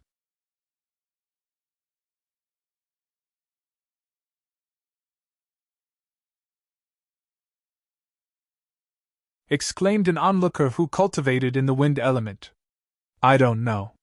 I've seen a few high gods cultivating in the energy of the earth, but I've never seen anyone who could hide in the depths of the earth. He was just a god, but his palms were actually able to use earth elemental essence to form a crystalline wall. Could it be that this person had been hiding his strength all along? Otherwise, how could a mid-god have such a profound understanding of the energy of the earth?" Exclaimed another onlooker in amazement. "I don't know. This mysterious expert has been in Ethereal City for quite some time. But until now, no one has come out from the ground. I wonder what kind of person he is," exclaimed the onlookers. While the crowd was conversing, that person mysteriously disappeared into the depths of the earth as though he had never been there. 2 of the 3 mid-gods cultivating in the energy of the earth had failed in their attacks, while the soul of the third had been completely crippled. His divine energy had been channeled into his leg, causing the meridians in his leg to rupture. Blood was slowly flowing down his leg. The 3 of them no longer dared to stand on the ground. They hovered in midair as though they were facing a formidable foe. Gods cultivating in the energy of the earth could only exert their greatest strength when they were on the ground. With their feet on the ground, they could borrow the energy of the earth and gather the element of earth at a much faster speed than when they were hovering in midair. In the eyes of the crowd, the scene of 3 gods cultivating in the energy of the earth not daring to land on the ground when facing an ambusher of the same realm was extremely bizarre and ironic. Those who didn't know better might have thought that the 3 were cultivators of the energy of the wind and that the 3 of them were fighting against an invisible expert of the energy of the earth. "Han too, come out and fight me if you have the guts. Don't hide underground like a coward," roared the mid-god whose foot was bleeding. He looked down at the ground and gnashed his teeth. The other two were standing on either side of him. Their brows were tightly bunched as though they were having a headache. Han too, it's him. Why would he come to the Space Dominion? A mid-god cultivating in the energy of fire suddenly cried out in surprise. He seemed to know who that person was. Friend, do you know of the mysterious expert cultivating in the energy of the earth? Asked some of the onlookers curiously. Han too is an expert of the earth element who has recently risen to prominence in the Earth Dominion. It is said that when he first arrived at the Earth Dominion, he was only a mid-stage low god. But in just a few short decades, that fella has made continuous progress and cultivated to mid-stage mid-god realm. He has clashed with many people in the City of Shadows, but not a single one of them has been able to capture him. The insider's vanity was greatly satisfied when he saw that everyone's gazes were focused on him. After taking a short pause and seeing that the onlookers were still looking at him, he put on a faint smile and explained. He's very adept in using the energy of the earth. Some say that even high gods might not be able to match him in understanding the energy of the earth. He's a very mysterious character. No one knows where he came from or what his goal is. Not long after he arrived at the Earth Dominion, he attracted the attention of many high gods. There are rumors that the Temple of the Earth Dominion has sent word that the Overgod of Earth wishes to meet him. However, he refused.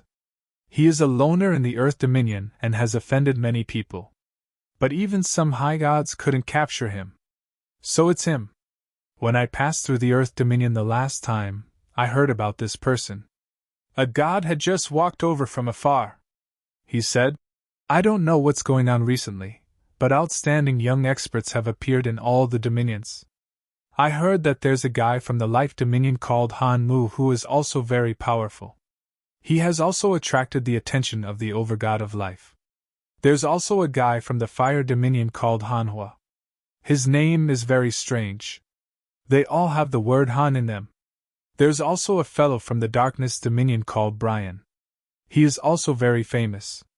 It is said that he came to Elysium from a low-level material plane not too long ago. He possesses miraculous abilities in medicine refinement. His strength is also terrifying. It is said that he even defeated a high god. There are so many strange and eccentric experts in the dominions these days. A low god of death remarked. That guy named Brian is the real deal. I heard some news about him when I was in the Destruction Dominion. It's said that he founded some celestial pro-pharmacy, and is doing quite well in the Darkness Dominion. The onlookers were all engaged in a lively discussion, ignoring the three mid-gods of Earth who were hovering in midair and vigilantly watching their surroundings. Suddenly, a group of gods who cultivated in the energy of Earth and wore the same type of divine armor rushed over from a short distance away. It was obvious that the group of 10 were from a certain family clan or a certain divine guard corps. One of them was an early-stage high god, 3 were late-stage mid-gods, and the rest were mid-stage mid-gods. The high god leading the group was short and muscular. His skin was yellowish and withered. As soon as he arrived, he glared at the 3 mid-gods hovering in midair and shouted, "What are you waiting for?" The 3 mid-gods who didn't dare to land on the ground hastily returned to the ground. The mid-god who had one of his legs crippled said miserably, Lord Verone, Han too should be underground. Do I need you to remind me? The person named Verone replied in a low voice. His eyes glinted with ferocious light as he looked around and coldly shouted, Everyone, shouldn't you step further away from us? Verone possessed high god strength while the majority of the onlookers only possessed low god and mid god strengths. After hearing Verone's shout, the onlookers instinctively backed away. Han too, I know you are underground. Don't think that you can hide from us just because you came to the Space Dominion. Let me tell you, no matter how far you run, no matter where you go, we will find you, shouted Verone coldly as he lowered his head and looked at his feet after the onlookers had left. All of a sudden, sharp thorns burst out from the depths of the earth. The mid-god who had one leg crippled was struck between his legs by a sharp earthen thorn. He let out a miserable shriek and his eyes rolled back. His leg was bleeding profusely. The divine guards did not expect that they would be ambushed with Verone around. They were caught off guard and 3 of them were struck by the thorns. They either had their feet penetrated or their legs injured. They hastily returned to the sky and cursed. Despicable! Han Tu, show yourself if you have the guts! Roared Verone furiously.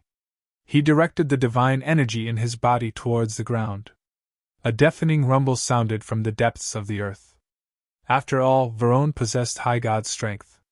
The power of his attack was no small matter.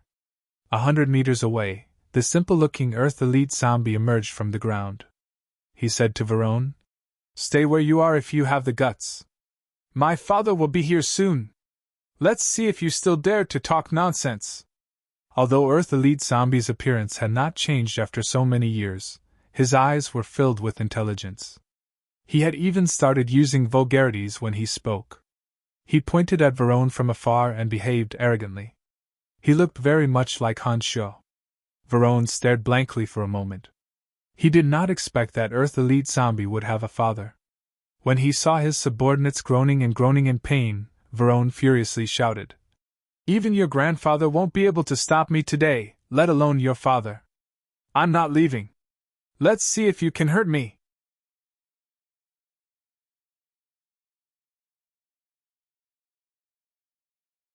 Chapter 810. Han Sho, who had been rushing over, had received Earth Elite Zombie's excited message. Just like how Han Sho could sense Earth Elite Zombie could also sense Han Sho's presence within a certain range. Rose, who had been following Han Sho around Ethereal City, was very surprised to see Han Sho suddenly accelerate and fly towards a direction. She had no idea what Han Sho was up to. Rose did not ask any questions. She silently followed behind Han Sho while making guesses in her mind. "Father, you're here!" Even though Earth Elite Zombie was a few blocks away, he could still hear Earth Elite Zombie's cheers coming from the depths of his soul into Han Sho's consciousness. "I'll be right there." The demon generals that were scattered in the vicinity had arrived at Earth Elite Zombie's location and witnessed the battle between Earth Elite Zombie and the 3 mid-odds. Naturally, they had also heard the conversation between Verone and Earth Elite Zombie. Han Sho did not expect that Earth Elite Zombie would become a mid-stage mid-god in just a few decades. He had even made a name for himself in the Earth Dominion. This made Han Sho very happy. To Han Sho, the stronger the 5 elite zombies, the safer they would be. Han Sho was even more astonished to hear that even the overgod of the Earth Dominion had summoned Earth Elite Zombie. Han Sho was not aware of the dispute between Earth Elite Zombie and Verone, but it was not important to him. Regardless of whether Earth Elite Zombie was in the right or wrong, Han Sho would not let Verone off the hook for attacking Earth Elite Zombie. Being protective of one's own children was a bad trait that all fathers had. Han Sho was no exception. "Just you wait. When my father arrives, all of you will die." Earth Elite Zombie, who had half of his body on the ground, glared at the enraged Verone from afar and said viciously, "I'd like to see who your father is. If I can't catch you, I'll find my father." Verone glared at Earth Elite Zombie in the distance and gnashed his teeth. Verone knew that Earth Elite Zombie would immediately hide underground if he made a move. Verone, who was also a cultivator of the energy of Earth, discovered that even a high god like him could do nothing to his opponent. Verone felt very frustrated and sometimes wondered if Earth Elite Zombie was deliberately toying with them. Otherwise, how could a mere mid-god reach such unimaginable heights in the energy of Earth? "Stand there if you have the guts!" Earth Elite Zombie jumped out of the ground, pointed at Verone, and taunted. The Earth Elite Zombie could sense that Han Sho would be able to reach here soon. Now that he had something to rely on, the Earth Elite Zombie became even more domineering. He still had that naive look on his face, but in Varen's eyes, he was the most despicable person on Elysium. "Fine, I won't. No matter who comes today, don't even think about leaving," Verone shouted coldly. While Earth Elite Zombie and Verone were at each other's throats, a ray of light streaked across the sky and suddenly stopped beside Earth Elite Zombie. "Father, you're here. Ha ha, it's great to see you," Earth Elite Zombie cheered. He stepped forward and giggled. Are you alright? Han Sho took a few deep glances at Earth Elite Zombie's body. He only felt relieved when he discovered that Earth Elite Zombie was unscathed. Soon after, he shot a glance at the enraged Verone and asked, So this is the guy? Yeah. His vengeful spirit hasn't dissipated. He has been chasing me ever since we left the Earth Dominion. How annoying! Earth Elite Zombie put on a disgusted face and said furiously, All I did was kill a few people in their city. What's so great about that? Besides, they were the ones who offended me first. Those you killed were all members of noble family clans. If I don't capture you, I won't be able to answer to my family clans. Verone roared furiously as he pointed at Earth Elite Zombie. You don't have to answer. Since we have met, don't even think about going back. Han Shaw stared at Verone coldly, but he said to Earth Elite Zombie, How do you want him to die? Verone finally realized where Earth Elite Zombie learned his domineering manner from. Earth Elite Zombie was already arrogant enough, but this father of unknown origin was even more arrogant. With just a glance, Earth Elite Zombie had pronounced Verone's death sentence. Furthermore, Earth Elite Zombie looked as though it was a matter of course, as though killing a high god like Verone was a piece of cake. Verone was so furious that he laughed. Haha, your son only knows how to hide. It seems to me that you, as a father, only know how to talk big. Come on, kill me if you have the guts. Rose, kill them all. Han Shaw bunched his brows and instructed Rose in a low voice. Rose, who had just arrived beside Han Shaw, stared at Earth Elite Zombie with a strange look on her face. She asked puzzledly, He's your son? Yes. Han Shaw nodded and asked, What's wrong? Is there a problem? Rose shook her head and replied, There's no problem. I just find it a little strange. Back at the Demon Mountain, Spider Goddess Rose had met Earth Elite Zombie and Metal Elite Zombie. However, Rose did not expect Earth Elite Zombie to have such a close relationship with Han Shaw. Father, who is he? Earth Elite Zombie asked with a silly smile. Try to sense it. Han Shaw put on a faint smile and said to Earth Elite Zombie, paying no attention to the fuming Verone in the distance. Although Earth Elite Zombie's senses weren't as terrifying as Han Shaw's, they were much more powerful than the average person on Elysium. Earth Elite Zombie stared deeply at Rose for a moment before he suddenly jumped up and cried out in surprise. The one from the Demon Mountain?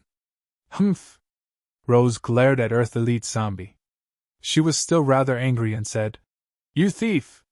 Yes, I did. What are you going to do about it? Although Earth Elite Zombie appeared simple and honest, he had traveled for so many years that he had learned many things. As soon as he arrived and heard the instructions that Han Shaw gave to Rose, he knew that Rose must have a strange relationship with Han Shaw. Therefore, he wasn't the least bit afraid. God damn it, they are looking down on us. One of Verone's divine guards shouted furiously.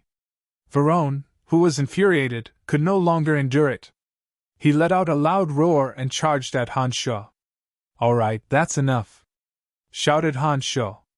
He turned to Rose and said, They are courting death. Send them on their way. Rose shot another glare at Earth Elite Zombie before she finally obediently charged at Verone. Her body moved and a pitch-black darkness suddenly shrouded the entire area. The boundless aura of darkness devoured all light. Rose was like a fish in water. She killed several mid-god divine guards in an instant. Rose was a mid-stage high god while Verone was only an early-stage high god. Although there was only a gap of one realm between the two, it was an insurmountable gap. This was especially the case when Rose had the advantage of attacking first.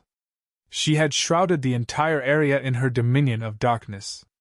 Verone, who had lost the initiative and had yet to figure out Rose's true strength, was obviously doomed. Father, why are you with her? Earth Elite Zombie was very curious about the relationship between Han Shaw and Rose. He immediately asked when he saw that Rose was very obediently going to Verone. After you all left, my strength had improved a little. Therefore, I made a trip to the Demon Mountain to avenge you and Metal Elite Zombie. I fought with Rose, and she was willing to become my slave.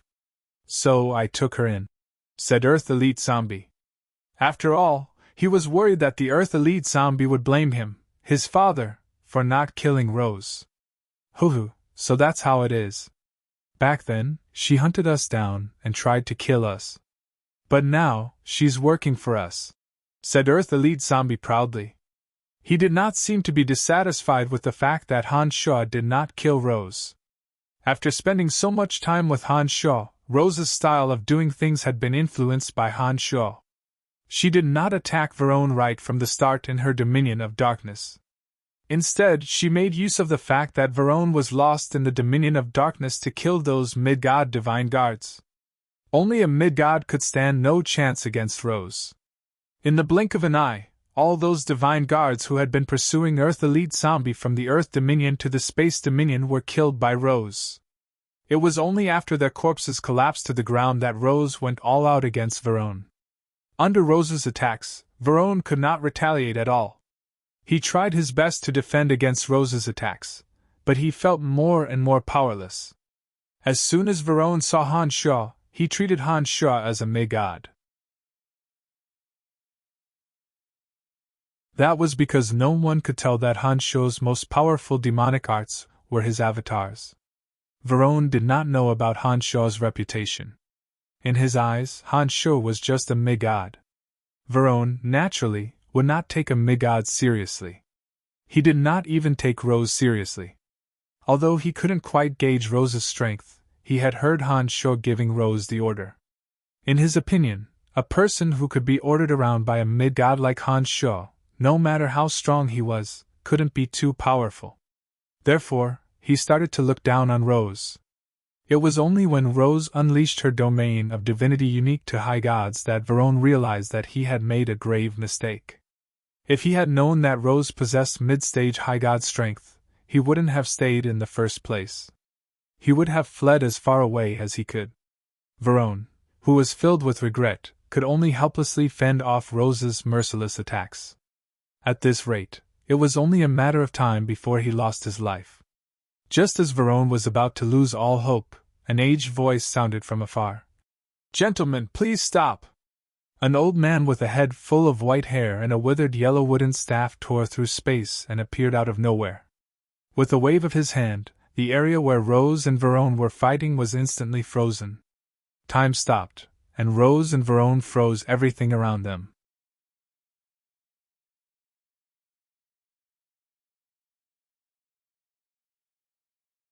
Chapter 8:11. A miraculous restraining energy was transmitted from the withered yellow staff in the old man's hand. In the next moment, both Rose and Verone froze. Even Han Shaw was affected by the shackling energy the moment it spread out. 2 seconds later, Han Shaw came to his senses. When he looked at Rose again, he discovered that she and Verone had been separated from each other. The domain of divinity released by Rose had also vanished. Han Shaw immediately realized that he was also affected by the strange time-stop energy. He turned to look at the old man who suddenly appeared and asked in a deep voice, "Who are you?" Rose and Verone were dazed for a few seconds before they suddenly realized what had happened. Rose was rather angry because she could have killed Verone in just a few moments. She had been strangely restrained for a few seconds and missed the best opportunity for her to kill. In contrast to Rose, Verone, who had just escaped from the gates of hell, was overjoyed. He turned to the old man holding the withered yellow staff and hastily thanked him. "Thank you, Lord Baum." The old man called Baum wore a calm and composed face. He nodded slightly and said indifferently, "Verone, I think it's time for you to return. That Han-Tu guy is no longer someone you can capture." Verone turned around and glared at Han Shu and Earth Elite Zombie. He forced a smile and said, "I understand. I will return and report this to my superior. Lord Baum, sorry for the trouble." "It's all right," replied Baum. "Han-Tu and that youngster, this isn't over yet. Scarlet City will not let this matter rest. Just you wait."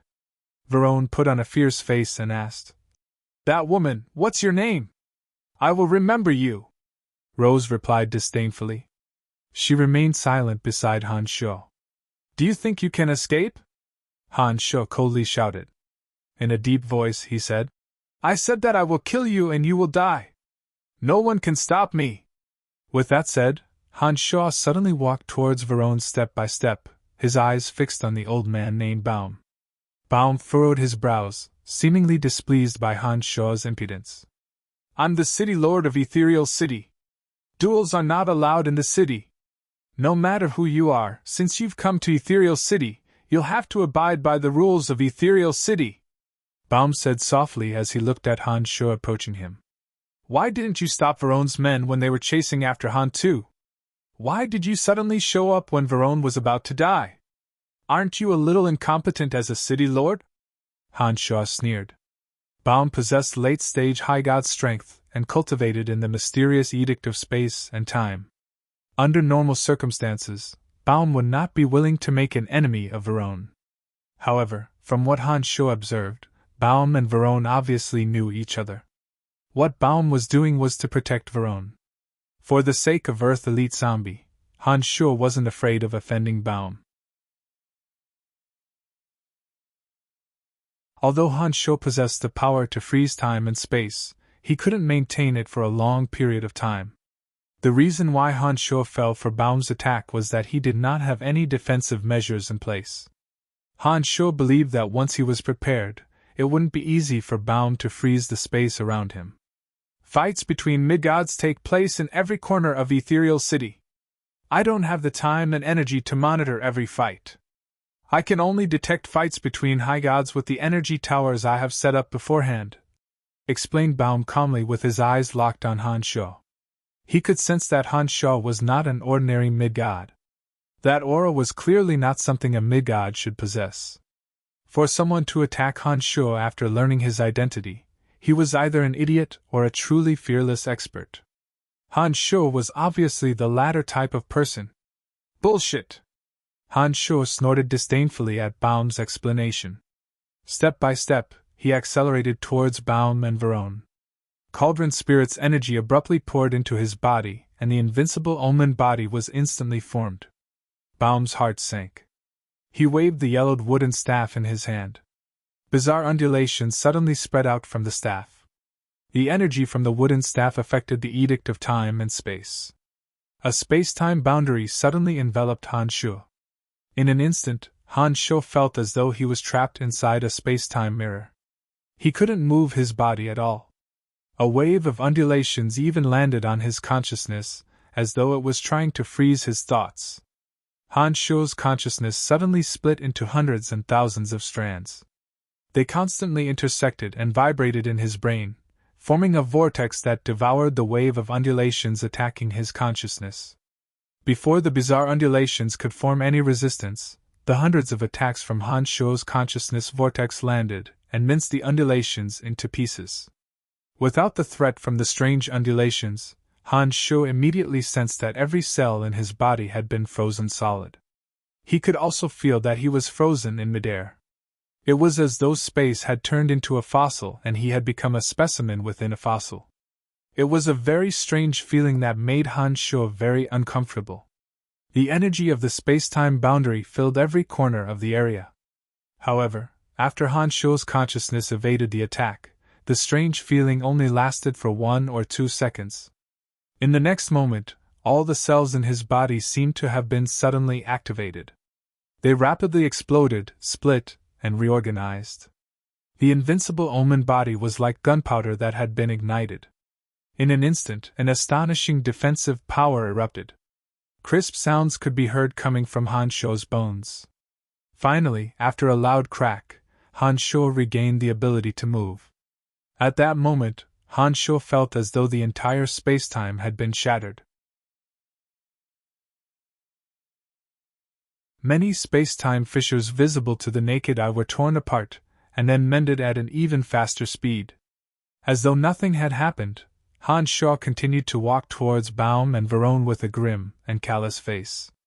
Other than Baum, Verone, Rose, and Earth Elite Zombie quivered when they heard the crack. They knew that something must have happened to Han Sho and Baum. However, as they were affected by the space-time boundary, they did not know what exactly happened. They looked at Han Sha and Baum blankly. Varone, who was about to leave immediately, was overjoyed when he saw that Han Sha had disregarded Baum's attempts to stop him. He did not rush to leave the dangerous area but waited excitedly for Han Sha's impending tragedy to befall him. Varone had heard of how powerful the city lord of Ethereal City was when he arrived. He knew that although Baum did not like to meddle in other affairs, his strength was unfathomable. If he had not shown Baum the city lord's token on his way here, Varone would not have dared to pursue Earth Elite Zombie in Ethereal City. When Varone saw that Baum had his brows tightly bunched, it was as though he saw hope in defeating Earth Elite Zombie again. I'm going to kill Varone.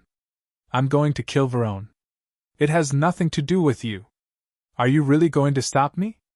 Han Sha continued to walk towards Baum after breaking the space-time boundary.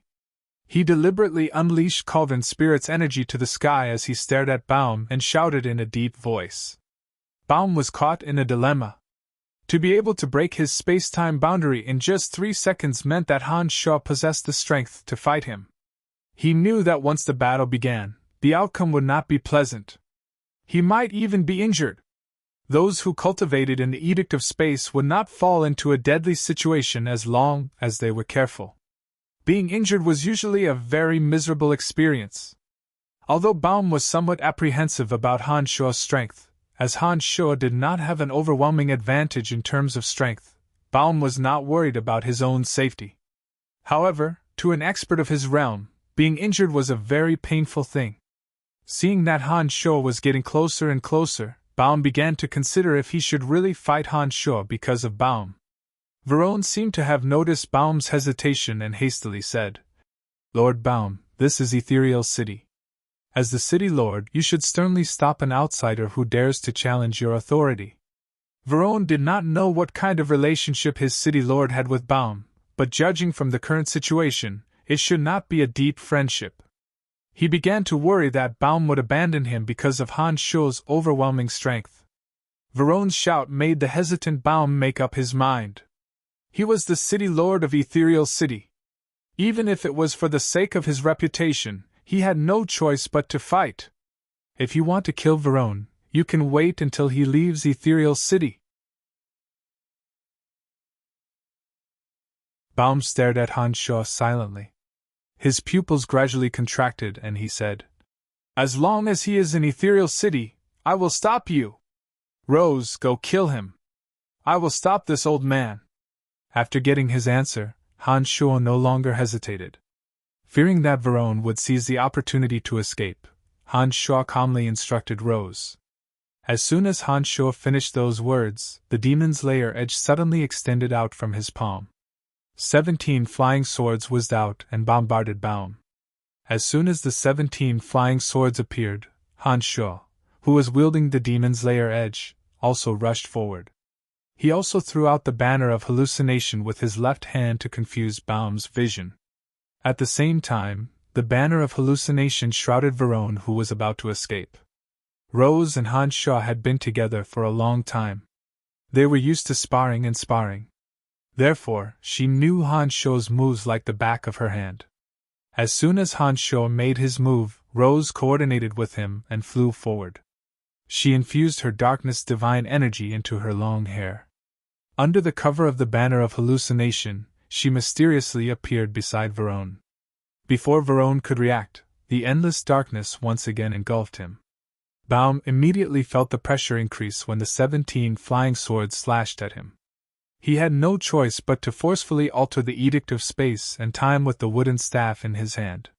He distorted the space around him. It was as though he was in the middle of a space-time turbulence. Rays of dazzling light flashed around him. They were all space-time rifts.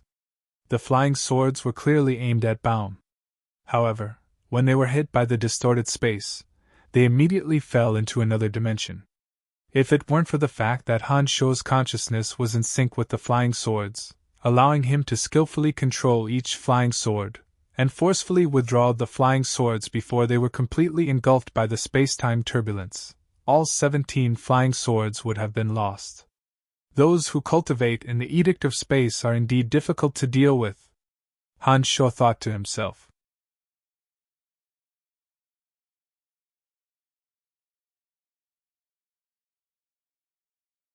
Chapter 8:12. Light, darkness, earth, fire, wind, water, lightning, and death were the 8 elemental energies, while fate, space, life, and destruction were the 4 elemental energies. The majority of the people on Elysium cultivated in the 4 elemental energies. Among the 12 elemental energies, the edictal forces were the most unique. Among the edictal forces, fate and space were the most mysterious. Han Shuo had rarely fought against gods of these 2 elemental energies. Therefore, he wasn't familiar with their attack patterns. It was only when he fought Baum that Han Shuo discovered that Baum, a cultivator of the edictal of space, was a real headache. The space around Baum was constantly twisting and changing. Baum was standing right in front of Han Shuo, but under the influence of the edictal of space-time, Han Shuo had the illusion that Baum was on different material planes. The feeling was so real that Han Shuo found it extremely difficult to accurately target Baum with his attacks. One after another, space-time fissures were torn open, creating a strange and blurry space turbulence. The 17 flying swords accidentally fell into the space-time fissures. Had it not been for Han Shuo's quick reflexes and the extremely mysterious connection he had with his flying swords, the 17 flying swords would have been devoured by the space-time fissures. The distorted space-time also hindered the probing of Han Shuo's consciousness. Under normal circumstances, as long as Han Shuo's consciousness had locked onto a person, no matter how hard the person tried to conceal their aura, they would not be able to escape Han Shuo's detection. But Baum was different. The distorted space-time was constantly changing. Han Shuo's consciousness could clearly lock onto Baum, but he would immediately lose track of Baum after a burst of space-time fluctuation. Sometimes, Han Shuo could clearly see Baum standing right in front of him, but his consciousness could not detect Baum's existence. It was as though Baum was just a hazy illusion, giving him the feeling that it was unreal. Naturally, the attacking power of the 17 flying swords was greatly reduced when they failed to lock onto Baum. Layers of space-time barriers and space-time fluctuations kept Han Shuo at bay. Much of the demonic yuan energy that he had infused into the flying swords had been consumed, making it impossible for him to truly harm Baum. This was a very depressing matter. Han Shuo clearly had surging energy, but he could not find a way to vent it. He could not unleash his powerful attacks on Baum. Cauldron Spirit's energy was frantically circulating within Han Shuo's body. His consciousness was split into many strands to track down Baum's existence. The 17 flying swords whizzed past Han Shuo and were obstructed by space-time fissures. The space-time barrier distorted the flying swords, and the flying swords were forced into the correct trajectory. It was as though Han Shuo and the 17 flying swords were lost in the boundless starry sky.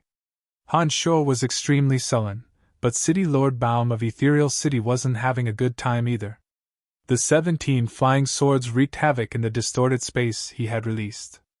Every time they whistled, they would release a powerful corrosive power and cold poison. He had no choice but to use his divine power to affect the laws of space and forcefully tear a crack in space to block the 17 flying swords. Just as Han Shuo was feeling extremely dejected, Baum was also feeling the same. Generally speaking, when he released his distorted space and used his divine energy to tear open space-time fissures and pull any living beings into them, the creatures that fell into the space-time fissures would forever be lost at the edge of the boundless universe. They would never be able to return to Elysium, the prime material plane. However, the 17 flying swords had broken this rule. Baum clearly saw the 17 flying swords falling into the space-time cracks time and time again. Yet, every single time, they would fly back. It was simply inconceivable. Even if a mighty god were to fall into a space-time crack, he would not be able to find his way back, let alone a lifeless weapon. However, the 17 flying swords under Han Shuo's control had done it. Time and time again, the flying swords would fly back into the space-time cracks. They would spare no effort in attacking Baum. Baum had no choice but to constantly use his divine energy to distort and tear the space-time to prevent the flying swords from approaching him.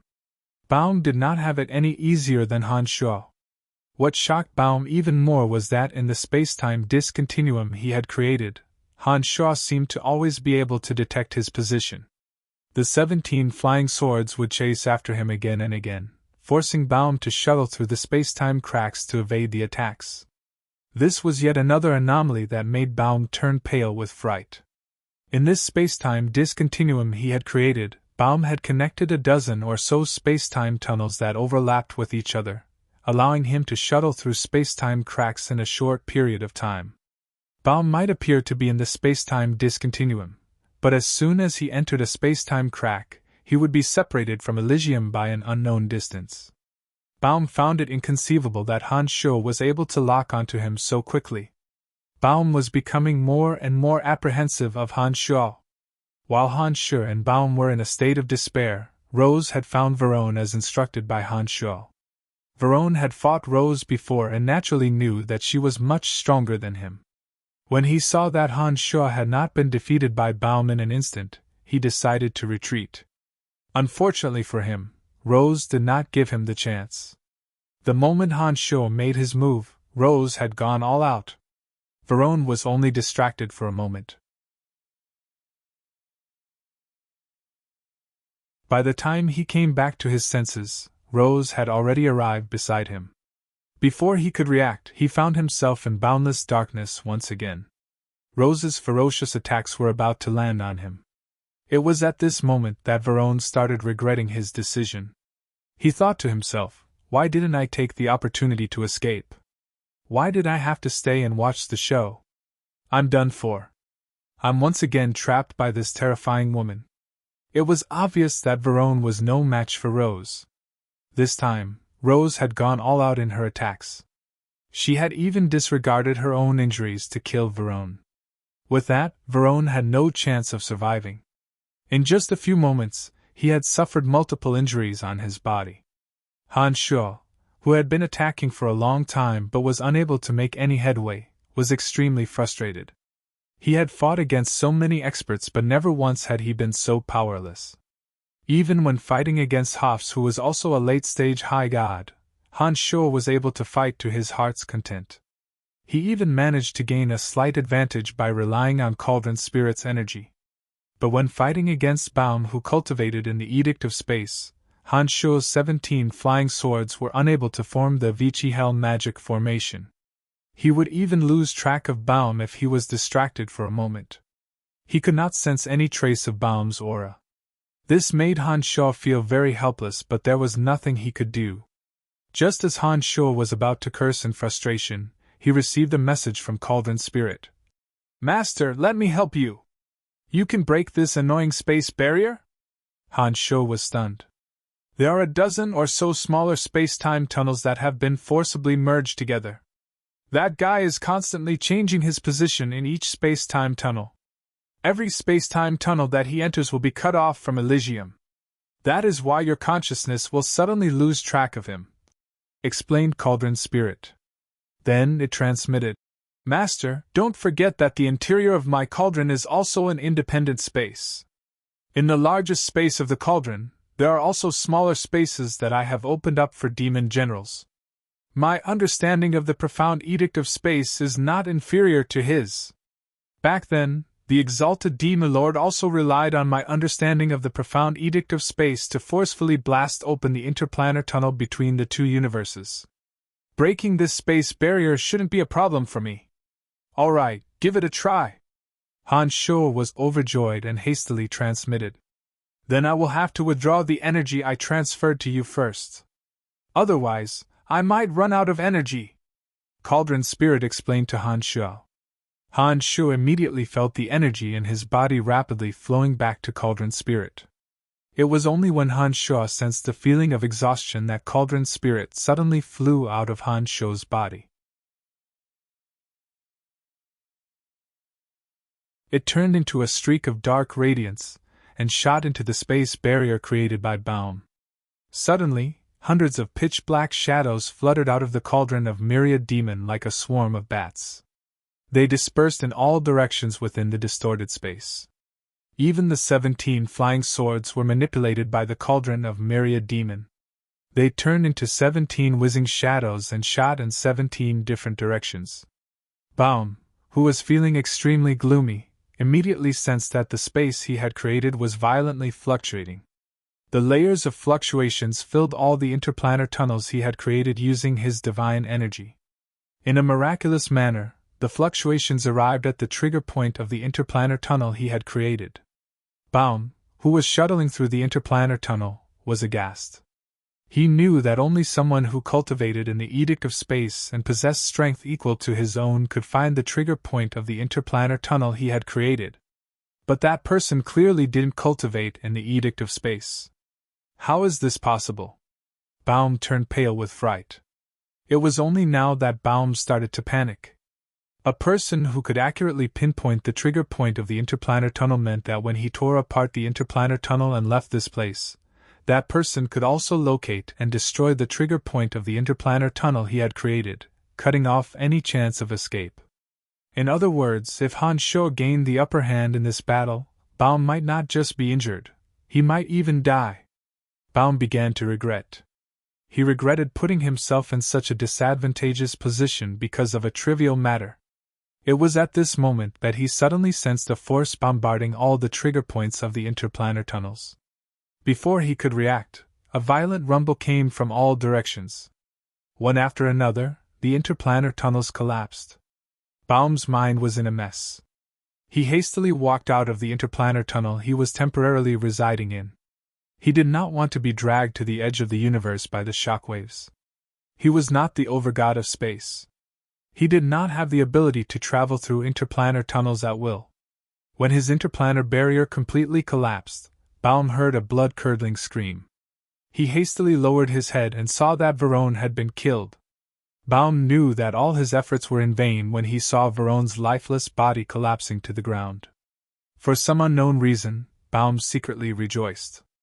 With Verone dead, there seemed to be no need for him and Han Sho to continue fighting.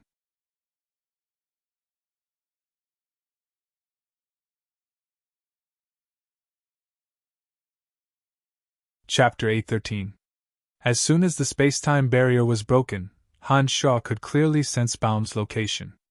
However, as Cauldron Spirit had left his body, Han Sho, who could not borrow Cauldron Spirit's energy, was in no hurry to attack Baum.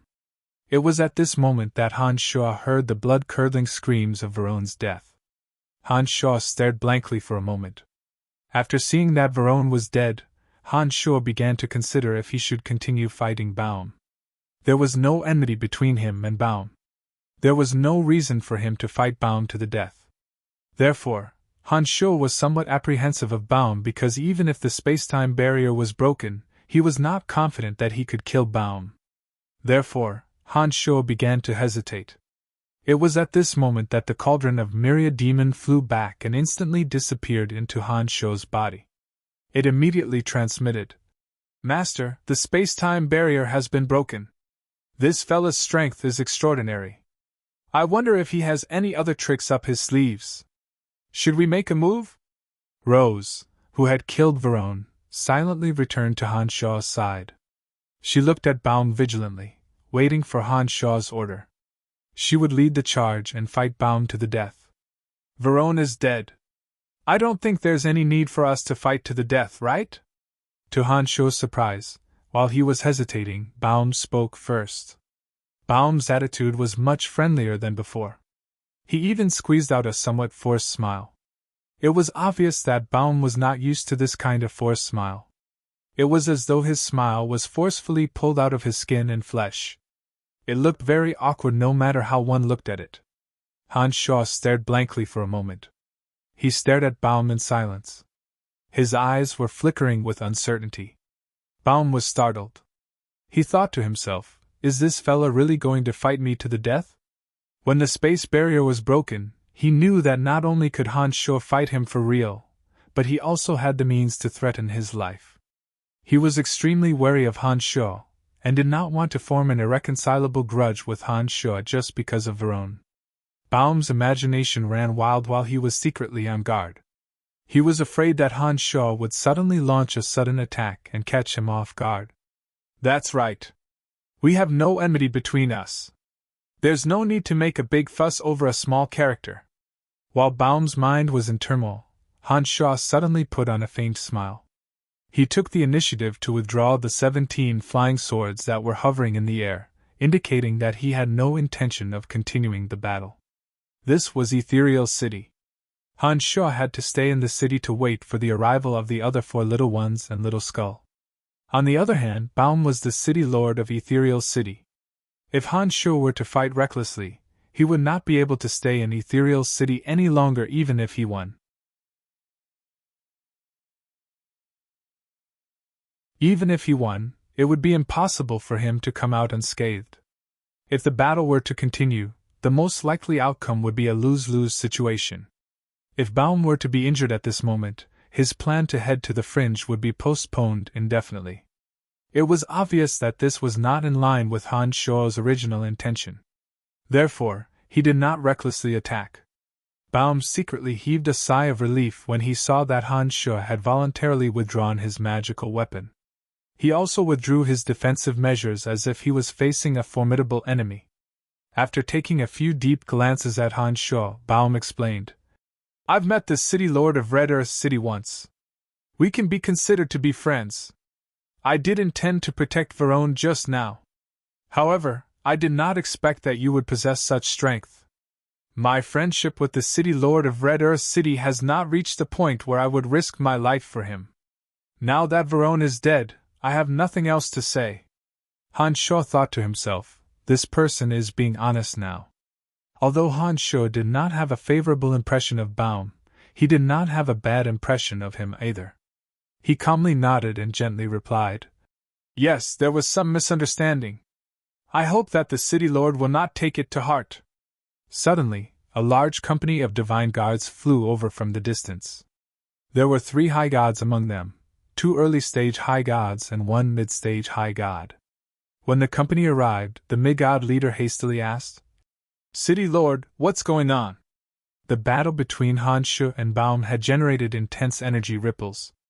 Experts who had attained a certain realm of strength would be able to detect the unusual energy ripples in the air. This company of divine guards happened to be patrolling in the vicinity, and came over after hearing the commotion.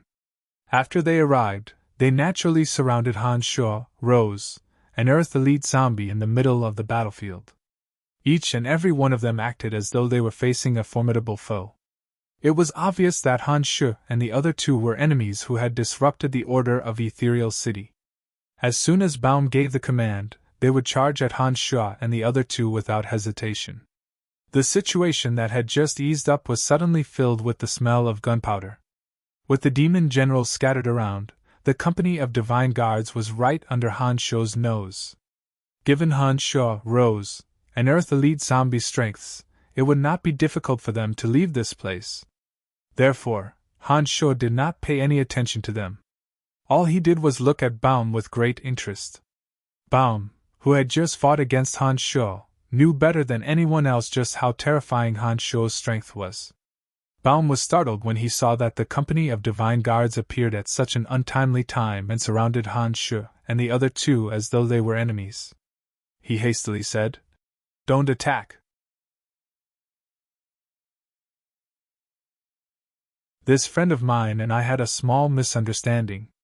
The misunderstanding has been cleared up. The divine guards were puzzled when they heard Baum's words. Before they arrived, they had sensed intense space-time undulations. From the familiar space-time undulations, they knew that Baum must have used his full strength. Furthermore, Verone's corpse was still in the City Lord's mansion. Yet, under such circumstances, Baum claimed that everything that happened was just a misunderstanding. This was too illogical. After hearing Baum's words, Hans Shaw knew that Baum really did not intend to fight him to the death. Hans Shaw put on a faint smile and said, "City Lord Baum, if there's nothing else, can we leave now?" Of course. Baum hastily nodded.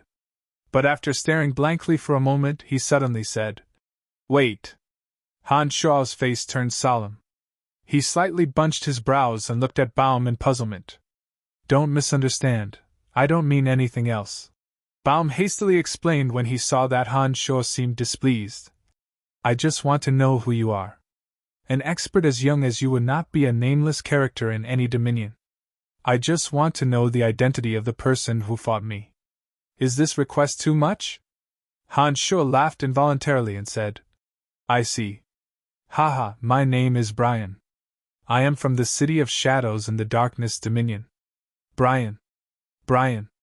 Baum softly mumbled to himself as though he was pondering about Han Sho's identity. After a long while, Baum cried out in surprise and asked, You are the owner of the Celestial Pro Pharmacy in the City of Shadows? This time, it was Han Sho's turn to be shocked. The City of Shadows was very far away from Ethereal City. He did not expect that the City Lord of Ethereal City would know about him. That's right, I am the owner of the Celestial Pro Pharmacy. Han Sho frankly admitted that he had nothing to hide. Upon hearing those words, the surrounding Ethereal City Divine Guards were shocked. It appeared that they had all heard of Han Sho's name.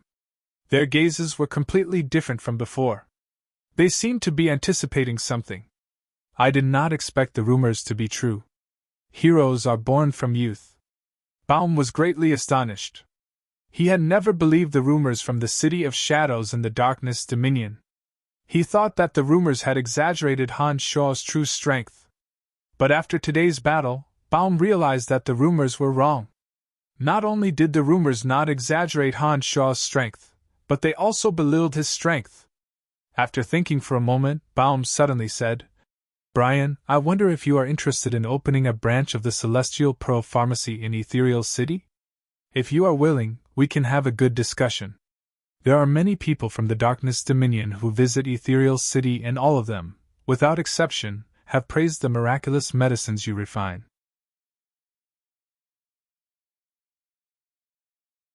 I believe that no matter which city you are in, as long as there are gods, they will be looking forward to your medicines. Those Ethereal City Divine Guards who were eyeing Han Sho and his party covetously a moment ago, upon hearing Baum's words, their eyes were filled with excitement. Their faces were filled with obvious amazement. They had heard far too many miraculous medicines refined by Han Sho from the Darkness Dominion. But unfortunately, Ethereal City was thousands of miles away from the City of Shadows. Even if they wanted to purchase the medicines refined by Han Sho, it would be impossible for them to travel across multiple dominions to reach the City of Shadows. This was especially true for the gods cultivating in the energy of life, light, and water. It was impossible for them to enter the dominions of death, darkness, and destruction no matter how many crystal coins they had. Those who purchased the medicines refined by Han Sho treated them like treasures and refused to sell them. Therefore, although there were many praises about the medicines refined by Han Sho, there were only a few who actually bought them. How could those divine guards not be excited when they heard that Han Sho was the owner of the Celestial Pro Pharmacy? Han Sho stared blankly for a moment. He did not expect that Baum, who he had been locked in a fierce battle with just a moment ago, would take the initiative to invite him to set up his Celestial Pro Pharmacy in Ethereal City. After carefully thinking about it, Han Sho felt that Baum's suggestion was only beneficial to him. With the Celestial Pro Pharmacy in Ethereal City, not only would he be able to earn more crystal coins, he would also be able to expand the influence of the Celestial Pro Pharmacy to all the dominions on Elysium. This was a huge temptation. Therefore, Han Sho only hesitated for a short moment before he nodded and agreed. Of course. In that case, I must thank the City Lord in advance. You're welcome. It is my Ethereal City's honor. Baum hastily replied courteously. He was obviously pleasantly surprised. He took the initiative to ask, If you have nothing else to do, shall we talk somewhere else? I guarantee that I will help you find a suitable plot of land. If you need it, I can find you all the manpower you need. The Space Dominion is different from the dominions of death, destruction, and darkness. The environment here is freer and more suitable for all kinds of goods. You don't have to worry too much about interacting with cultivators of different energies. All right, let's have a good talk. Han Sho readily agreed. He did not expect that he would gain such a huge benefit from the fight.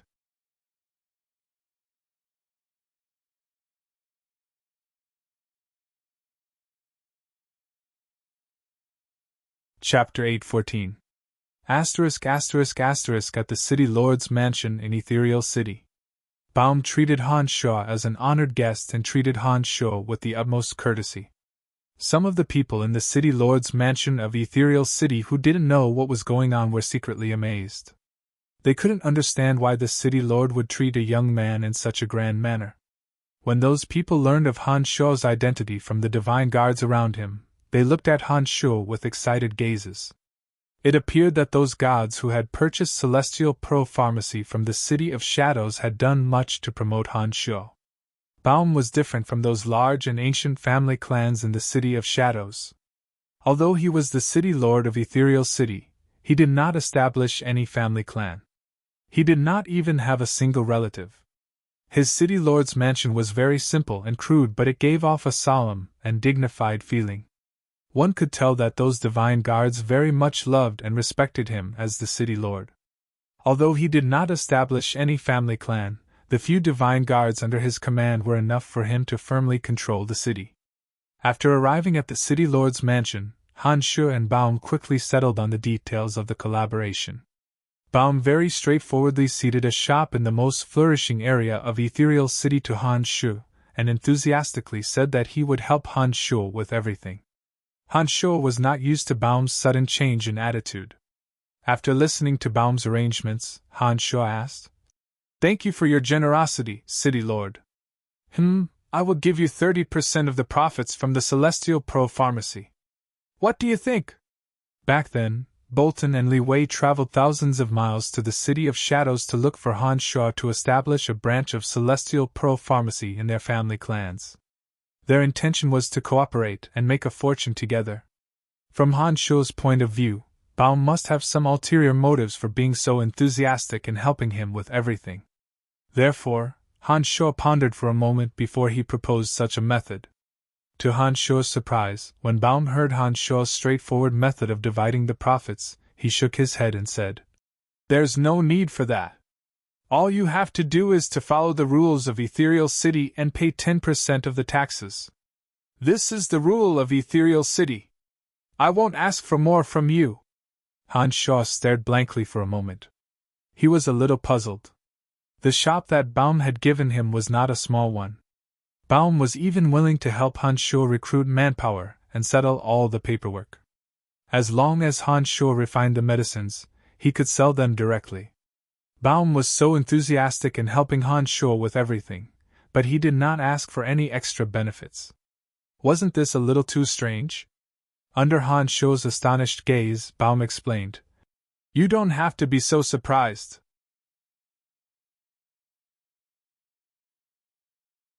I have just told you that the Space Dominion and the Destiny Dominion are different from the other dominions.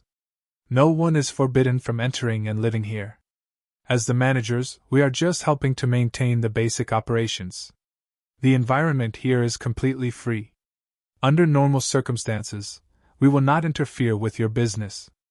I only need to use 10% of the taxes from the shops in Ethereal City to maintain the Divine Guard in the city." Han Shuo was astounded. He could tell that Baum was not putting on an act, and he had a rather favorable impression of Ethereal City. Seeing that Baum really had no intention of collecting more benefits, Han Shuo naturally would not force him to pay. Han Shuo nodded smilingly and said, "Ethereal City is truly a great place. Haha, I'm starting to like it here. To Ethereal City, the existence of the Celestial Pro-Pharmacy will benefit all gods. Therefore, I will spare no effort in helping you get everything done," said Baum. "In 5 days at most, I will get everything ready for you. You can put out a notice that you are looking for clerks and pharmacists. I will have the Divine Guard announce it later. There are all kinds of talents in Ethereal City, and there is no lack of genuine pharmacists. Here, you can get anything you want."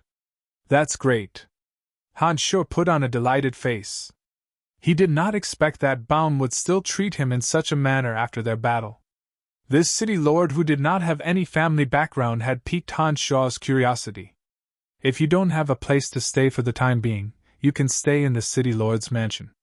There are many empty rooms and gymnasiums here. As long as you don't mind the shabby conditions, you can stay as long as you want," said Baum. Then I'll have to trouble you. Han Sho didn't stand on ceremony and agreed with a smile. Baum did not continue exchanging pleasantries with Han Sho. He arranged for Han Sho, and Han Sho to stay in a relatively quiet 7-story building. Except for the gymnasium on the lowest floor, the upper floors of the building were fully furnished with all kinds of living facilities. After such a long and arduous journey, Rose, who loved cleanliness, immediately took a bath and changed her clothes. Han Shu and Earth Elite Zombie arrived at a spacious living room on the 3rd floor. Earth Elite Zombie started to narrate what happened after Han Shu left Ethereal City, as well as the details of his dispute with Verone. From Earth Elite Zombie, Han Shu learned that Earth Elite Zombie headed straight for the Earth Dominion after leaving Ethereal City. As the Earth Dominion had the most people cultivating in the energy of Earth, it had the most information and divine weapons on the energy of Earth. After arriving at the Earth Dominion, Earth Elite Zombie started trying to communicate with the people around him.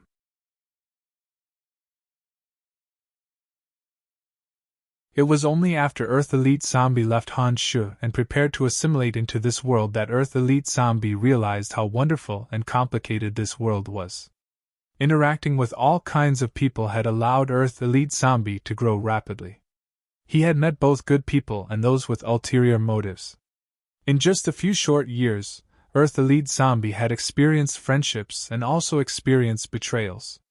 He had found himself in extremely perilous situations several times. But in the end, by relying on his instinctive understanding of the energy of Earth, he managed to burrow deep underground and survive. During this process, Earth Elite Zombie's strength rapidly increased. Earth Elite Zombie was born from Han Shu's body formed from the Yuan energy of Earth in the place of extreme Earth. As a favored child of the Earth, Earth Elite Zombie's understanding of the energy of Earth was much faster than anyone else's. In countless battles of life and death, Earth Elite Zombie repeatedly made breakthroughs and cultivated to mid-stage mid-god realm in just a few decades. In the Earth Dominion, Earth Elite Zombie quickly made a name for himself with his ability to burrow deep underground. Following that, Earth Elite Zombie encountered many incidents and offended several young members of large family clans in Red Soil City. After experiencing so many troubles, Earth Elite Zombie grew bolder and bolder. Relying on his ability to travel deep underground, Earth Elite Zombie wantonly slaughtered those young members of large family clans. The matter was soon exposed. The few bigwigs of Red Soil City who lost their sons were enraged. They sent their men to hunt Earth Elite Zombie. By this time, Earth Elite Zombie had arrived at Ethereal City at the appointed time with Han Shu. Along the way, Earth Elite Zombie would occasionally emerge from the ground and be recognized by others. That was how Verone came to hunt him down. In the past few decades, the Earth Elite Zombie had experienced so much of the ways of the world and matured rapidly.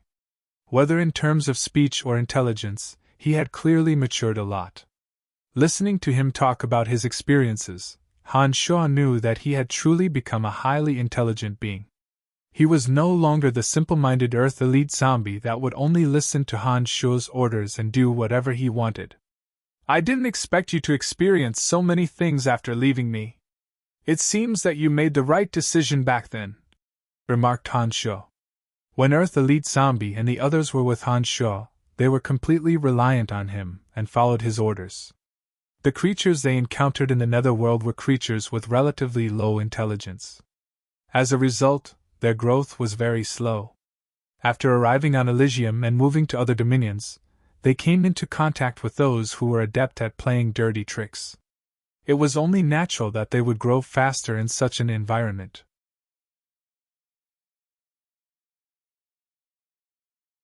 Yeah, this world is wonderful, much more interesting than the netherworld. However, the people here are all very powerful and cunning. After spending some time with them, of course I've grown up. Father, you seem to have grown much stronger than before. You have even tamed this woman? Earth Elite Zombie asked smilingly. He was still as charmingly naive as ever in front of Han Shu. All of you are making progress. Of course I can't remain stagnant. Otherwise I will have to rely on all of you to protect me in the future. Han Shu was very gratified. talking to Earth Elite Zombie was like talking to a very good friend. It made him feel very comfortable. Han Shu and Earth Elite Zombie chatted about the past. Before he knew it, it was already midnight. After taking a bath, Rose changed into a dark purple robe and walked to Han Shu in a relaxed manner. Her long, silvery white hair was hanging loosely over her shoulders. She still had the faint fragrance of a bath on her body. You have promised the soul of the Holy Grail that you will communicate with him after coming to Ethereal City. Rose walked to Han Shu and casually sat down before she softly reminded Han Shu. Han Shu only recalled the matter after hearing her words. He smilingly replied, "Thank you for reminding me. Otherwise, I wouldn't have remembered." Han Shu was worried about the safety of Earth Elite Zombie and the others. He had been searching for them as soon as he came to Ethereal City. After the battle with Baum, he was so happy that he forgot about McKinley's existence. After taking out the Holy Grail, Han Shu started communicating with McKinley's divine soul. "I've arrived at Ethereal City. What should I do for you next?" Finally. McKinley seemed rather excited. He must have thought about his plan carefully. After jumping for a while, he said to Han Shu, "Find me a person named Baum. If he is still in Ethereal City, it shouldn't be difficult to find him. He used to be my best friend. He should be a late-stage high god." "Baum!" Han Shu immediately replied. "Haha, it's Baum, the city lord of Ethereal City. Haha, what a coincidence. I am in Baum's mansion right now." "What? He has become the city lord of Ethereal City?" McKinley was astonished. "That's right. The current city lord of Ethereal City is our nanny. He possesses late-stage high god strength and cultivates in the Edict of Space just like you. That should be the case, right?" asked Han Shu smilingly. "It's him, it must be him. There's no doubt about it. That wretched bastard. He must have betrayed me to become the city lord of Ethereal City. The position of city lord of Ethereal City should have been mine." To Han Shu's surprise, McKinley's divine soul was abnormally enraged when he heard the news. It seemed that he had a deep grudge against Baum.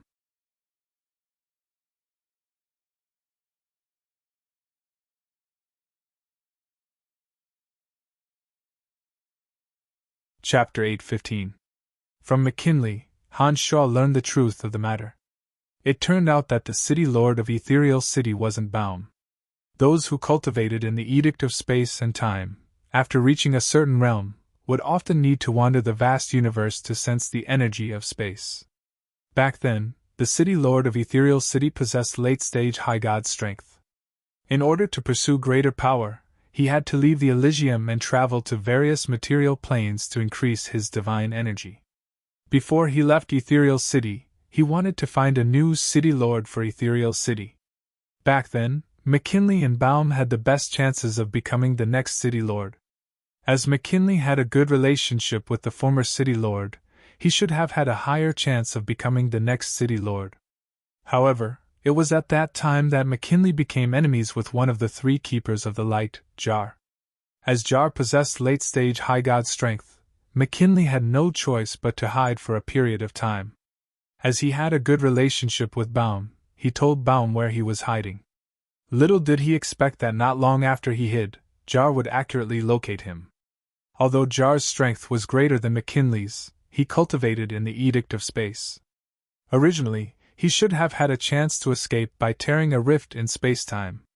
But just as he was about to leave, he discovered that his space-time tunnel had been destroyed by Jar, causing his divine soul and divine body to be split apart. The person who could destroy his space-time tunnel must have also cultivated in the Edict of Space, and that person's realm must not be low. McKinley recalled the fact that Baum was the only one who knew where he was hiding. Naturally, he knew who had betrayed him. It was because only with his disappearance could Baum become the new city lord of Ethereal City. "Then why are you still looking for him?" Han Shu was rather puzzled after hearing Baum's explanation. "If I don't look for him, I won't be able to get my divine body. He was the one who sold me out. He must know where Jar hid my divine body," replied McKinley helplessly. Once Baum learns that your divine soul is in the Holy Grail, he will surely destroy your divine soul to prevent future troubles. Aren't you just throwing your life away? Asked Han Shu in astonishment. Baum wouldn't dare to kill me. My divine soul has a divine seal bestowed upon me by the Overgod. As soon as my divine soul completely dissipates, the Overgod of space will be able to sense it no matter how many material planes I am in. With the Overgod's ability to turn back time, he would immediately know who killed me. Back then, when I was in Ethereal City, I worked diligently for his lordship for many years. He would definitely pursue this matter. This was also the reason why Jar only sealed me and did not dare to kill me directly. Now that things had come to this, McKinley no longer concealed his secrets from Han Shu.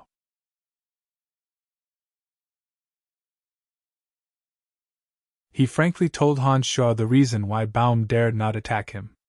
I've been hesitant to meet Baum because I'm worried that Baum will seal the Holy Grail like Jar and send me to another low-level material plane far away, McKinley explained to Han Shu. Han Shu was rather surprised to hear McKinley's explanation.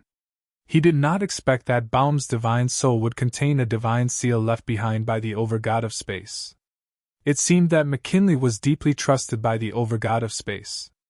Having stayed on Elysium for so long, Han Shu naturally knew some of the rumors about the Overgods. Once a powerful Overgod leaves a divine seal in the divine soul of a follower, he or she would be able to sense the follower's location through a unique method. They would be able to sense the follower's death. As the Overgod of space had obtained the quintessence of the Edict of Space, his ability to sense the follower's location should be even more terrifying. However, Han Shu also knew that only those followers who were highly regarded by the Overgods were qualified to receive an Overgod's imprint. This was because the imprint was separated from the Overgod's body and would consume some of the Overgod's divine energy. Gods who were bestowed with an Overgod's imprint would be able to cultivate and comprehend that particular energy much faster than ordinary people. Han Shu did not expect McKinley to be such a prominent figure in the Space Dominion. Han Shu was rather surprised. After a series of thoughts flashed through his mind, Han Shu said, "If I were Baum, I definitely wouldn't help you find your divine body and create a huge problem for myself. Is there any other way? I've prepared some conditions. I hope they can move that traitor." McKinley's heart was filled with hatred as he said, "I'm not 100% sure either. Under such circumstances, I have no other choice but to give it a try. I've had enough of the boring days inside the Holy Grail. I don't want to stay in there forever. You should stay in the Holy Grail for the time being. I'll think of a way to help you. I'm with Baum anyway. I'll help you search around Ethereal City. If I can't find anything, I'll try to get information about your divine body from Baum," transmitted Han Shu to McKinley after he bunched his brows and thought for a moment. "You? What do you have in mind?" McKinley said helplessly. After transmitting the message, McKinley kept silent for a while. Then, as though he suddenly recalled something, he asked, "Oh right, why are you in Baum's mansion? How did you get to know him? Logically speaking, you shouldn't be in contact with a character of Baum's level, right? I had a fight with Baum. He has now treated me as a distinguished guest." Han Shu's lips curled into a smile as he explained to McKinley. "WH. What?" McKinley's transmission was intermittent. It was obvious that he was very surprised. McKinley took a while to calm himself down.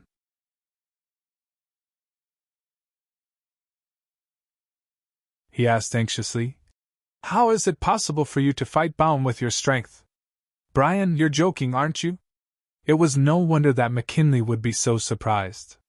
Back when McKinley was on Profound Continent, he had fought with Han Shu indirectly. He knew that Han Shu only possessed low god strength. As a cultivator of the Edict of Space, even though he was sealed inside the Holy Grail, McKinley was still very sensitive to the passage of time. He knew that it had been less than 100 years since then. 100 years might be a long time for an average person. But for a high god like McKinley who had a long lifespan, it was not even worth mentioning. Who could leap from low god to late-stage high god in less than 100 years? To McKinley, this was simply unimaginable. I did have a fight with Baum. I guess it's a draw. When Han Shaw saw that McKinley's transmission was intermittent, he dared not continue to provoke him. Therefore, he did not mention that it was Baum who gave up on his own accord. Brian, you aren't joking with me, are you? McKinley replied after a long while. I'm not joking. Han Shaw briefly described the fight between him and Baum. He also mentioned the peculiarities of Baum's space-time barrier and boundary. He believed that McKinley would be able to tell that Han Shaw was telling the truth. After another long period of silence, McKinley's voice became visibly agitated when he transmitted again. I believe you now. If you had not fought Baum before, you would not have been able to describe the characteristics of the space barrier and the boundary in such a detailed and accurate manner. How is this possible? How could you have become so powerful? McKinley spoke incoherently for a while before he excitedly said, Brian, it seems that I really have to rely on you for this. I'm counting on you.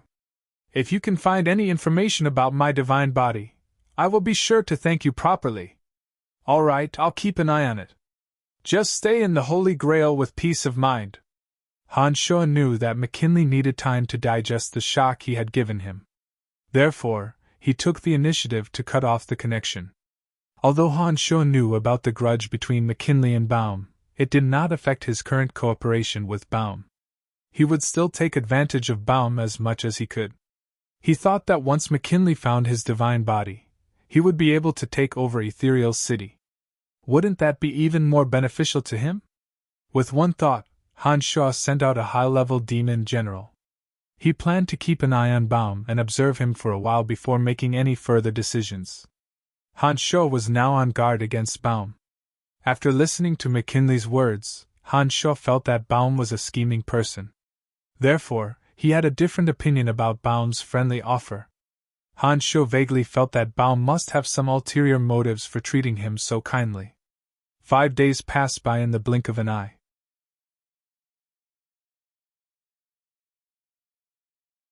The high-level demon general that was secretly observing Baum's every move did not discover anything out of the ordinary. Baum had been very busy for the past 5 days. Not only had he sent people to clean up the shops he had selected, he had also made an announcement that the Celestial Pearl Pharmacy would be opening a branch in Ethereal City. He was looking for employees and competent pharmacists to meet Han Shaw at the City Lord's mansion. Baum's actions were not inappropriate at all. However, Han Shaw had a knot in his heart. The more Baum worked so hard for him without asking for anything in return, the more he felt that something was amiss. The demon general that was keeping an eye on Baum did not dare to relax at all. As a spirit demon refined from high god souls, its stealth ability was even more miraculous. Having fought against Baum, Han Shaw knew very well how terrifying Baum was. His demon general always maintained a safe distance of 100 meters from him. Whenever Han Shaw entered an area protected by a space-time boundary, his demon general would stay even further away from Han Shaw, fearing that Baum would detect him. As expected, Ethereal City had no shortage of manpower. Soon after Baum's recruitment notice was sent out, a crowd of excited people swarmed to the City Lord's mansion. To Han Shaw's surprise, there was an endless stream of applicants. Among them, there were many who were truly capable. The few pharmacists who came were all genuine talents. Inside the City Lord's mansion, Han Shaw personally selected the candidates. Given Han Shaw's powerful consciousness, ordinary low gods and mid-gods would not be able to escape Han Shaw's fiery eyes of gold. He would be able to detect those with ulterior motives just by circulating his consciousness. Only those who did not have any ulterior motives were selected. One day, while Han Shaw was still selecting candidates in the City Lord's mansion, an Ethereal City Divine Guard hastily rushed over and asked, Mr. Brian, there's a man who claims to be your son. He is fighting with someone in the city west. His name is Han Hua. Do you want to go and have a look? Han Shaw stared blankly for a moment before he came to his senses. He smilingly replied, What's wrong with these youngsters? They have just arrived in the city and they already want to cause trouble. He actually caused trouble for me. I'll go and take a look.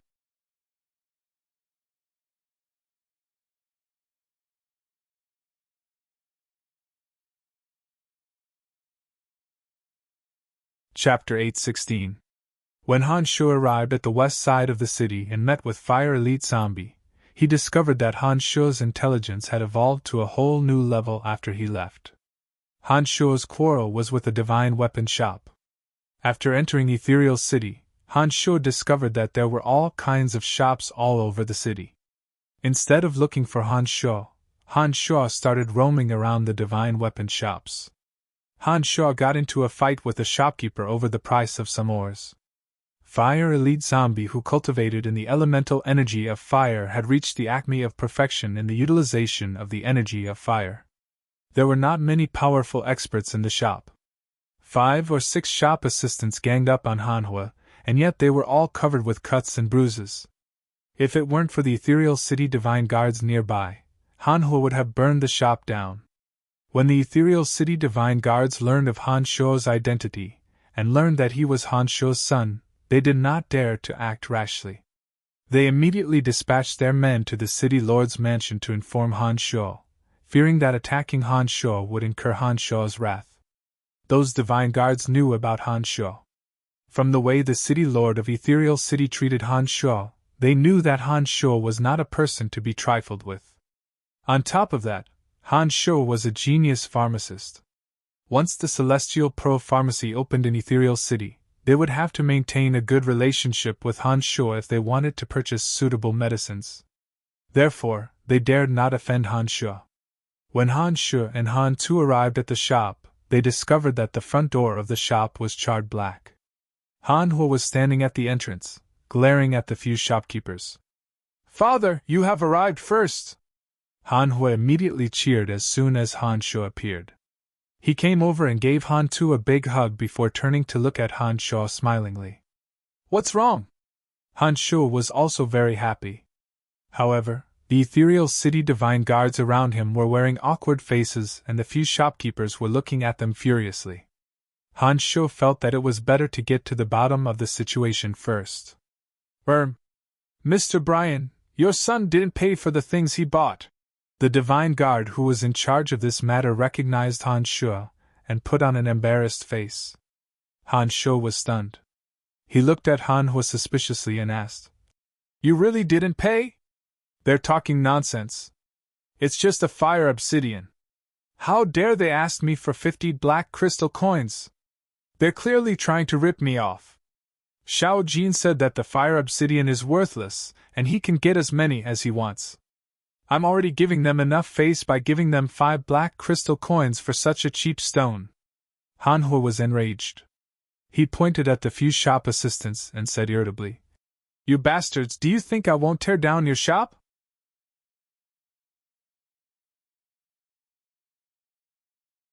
"How dare you run a scam in broad daylight? How dare you scam me? You've gone too far. You've gone too far. I'll fight you to the death." A beautiful female shop assistant, who cultivated the power of water, was so angry that her face was red and her body was trembling. It seemed like she was about to charge forward and fight to the death. The shop assistants were also enraged. If they weren't afraid of the Ethereal City Divine Guards, they would have charged at Han Hua and fought him to the death. Don't buy it if you don't have black crystal coins. It's not like we have to sell it to you. You're just robbing us and leaving after paying 5 black crystal coins. Do you think you're in the right? The female shop assistant bared her fangs and brandished her claws at Han Hua. "Crazy woman, you're allowed to run a scam but I'm not allowed to buy anything?" Han Hua said disdainfully to the female shop assistant. He put on a disdainful face and said, "What are you shouting for? If you keep shouting, I'll burn you to death. I'm going to kill you!" shrieked the female shop assistant. She broke free from an Ethereal City Divine Guard and charged at Han Hua. "Let's talk this out," the Divine Guard in charge of the scam shouted. He hastily formed a wind energy barrier to stop the charging female shop assistant. He put on a bitter smile and explained to Han Sho, "Fire obsidian, no matter where it is sold, will never be sold for less than 45 black crystal coins. There's no problem with this shop's price of 50 black crystal coins. This is not a good deal for us. If Little Gold says it's worthless, then it's worthless. Don't spout nonsense. Hanhua glared at the divine guard and rolled his eyes. He said, "You must be helping them. He paid you, didn't he? Fool, little gold never spends money to look for stones. What kind of stone can he find? If he says it's worthless, then it really is worthless." Han Tu chuckled and teased Hanhua as though he found the scene rather amusing. Metal Elite Zombie possessed extraordinary senses when it came to metal ores. It wouldn't be difficult for him to find the right ores. But for Hanhua to judge the price of an item by his standards, it was, of course, a huge mistake.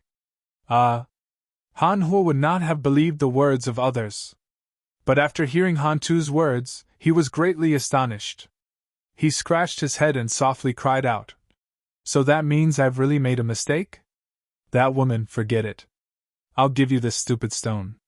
What's so great about it? Go, don't bother me." A piece of fire spark stone flew out and accurately landed at the female shop assistant's feet. The fire spark stone that was supposed to be glowing with red light had, for some reason, turned dull and dull. It was grayish-white like any other stone that could be found anywhere. "This isn't a fire spark stone.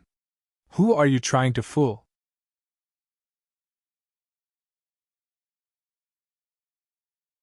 The shop assistants behind Hanhua looked at the fire spark stone beneath their feet and immediately glared at Hanhua in anger. They felt that they had been insulted. Even a blind man could tell that the stone was different from the one before. They felt that Hanhua was purposely making fun of them. "It's a fire spark stone, but the energy inside is gone." Suddenly, a skinny old man walked out of the shop. He picked up the ordinary-looking stone and looked at Hanhua in amazement.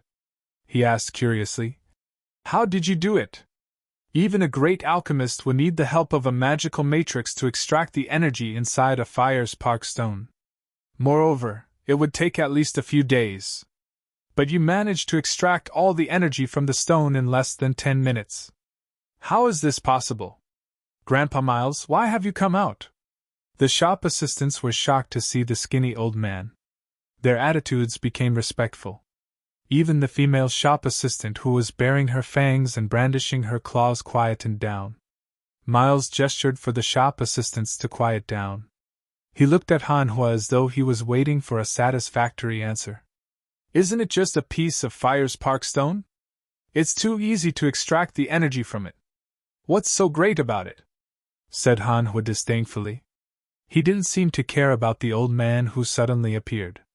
Han Shu observed for a moment, and discovered that Miles actually possessed high god strength. Unfortunately, he couldn't tell which of the 12 fundamental forces Miles cultivated. "I'll give you another piece of fire spark stone. I won't charge you any black crystal coins. Can you do it for me?" Miles put on a faint smile.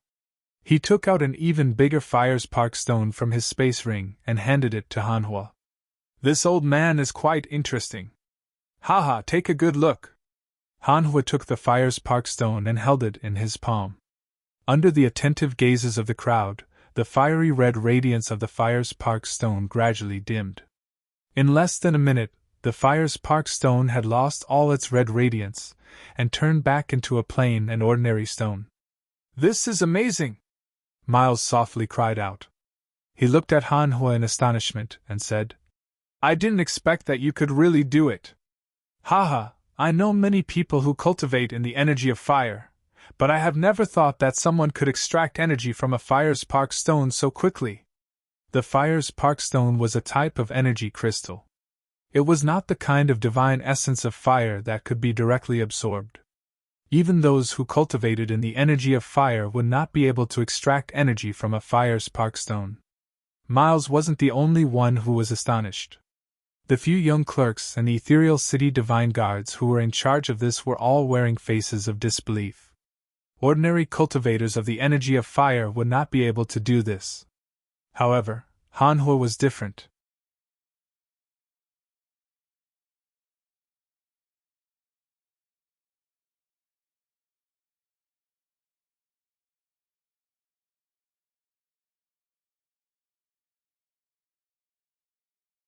Chapter 8:17. "Father, you have no idea what I have been lacking the most these years is black crystal coins.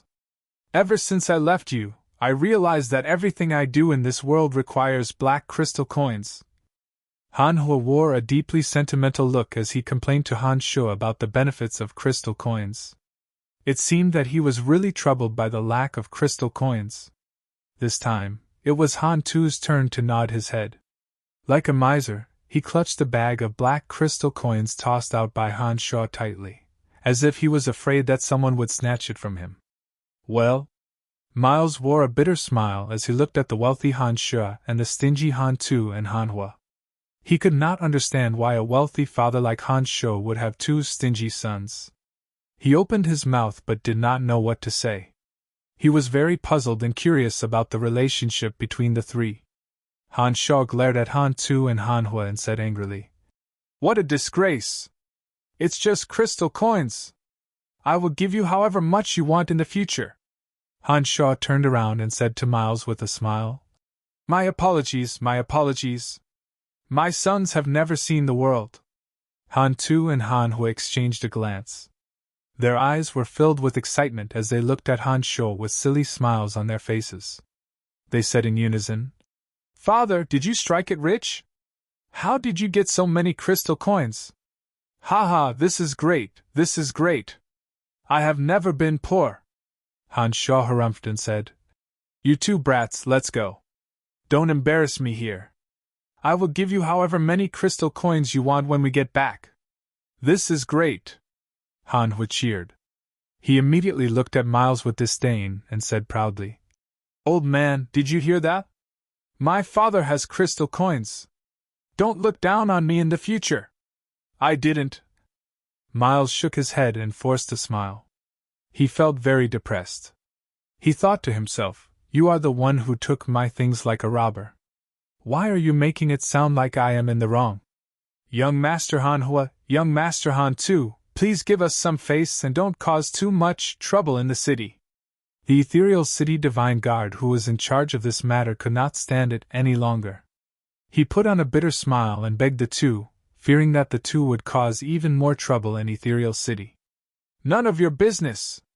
Han Hua rolled his eyes at him and said carelessly, "You are all in cahoots with each other. Do you think I can't tell? You? The divine guard was completely speechless. Seeing that he couldn't get through to Han Shu, he could only look at Han Shu helplessly. Before Han Shu could speak, the old man called Miles stared blankly, as though recalling something. He looked at the Earth Elite Zombie and Fire Elite Zombie in amazement and asked, What are your names?" "I am Han Hua." "Is there a problem?" The Fire Elite Zombie turned fierce again and shouted, "Old man, don't be unappreciative.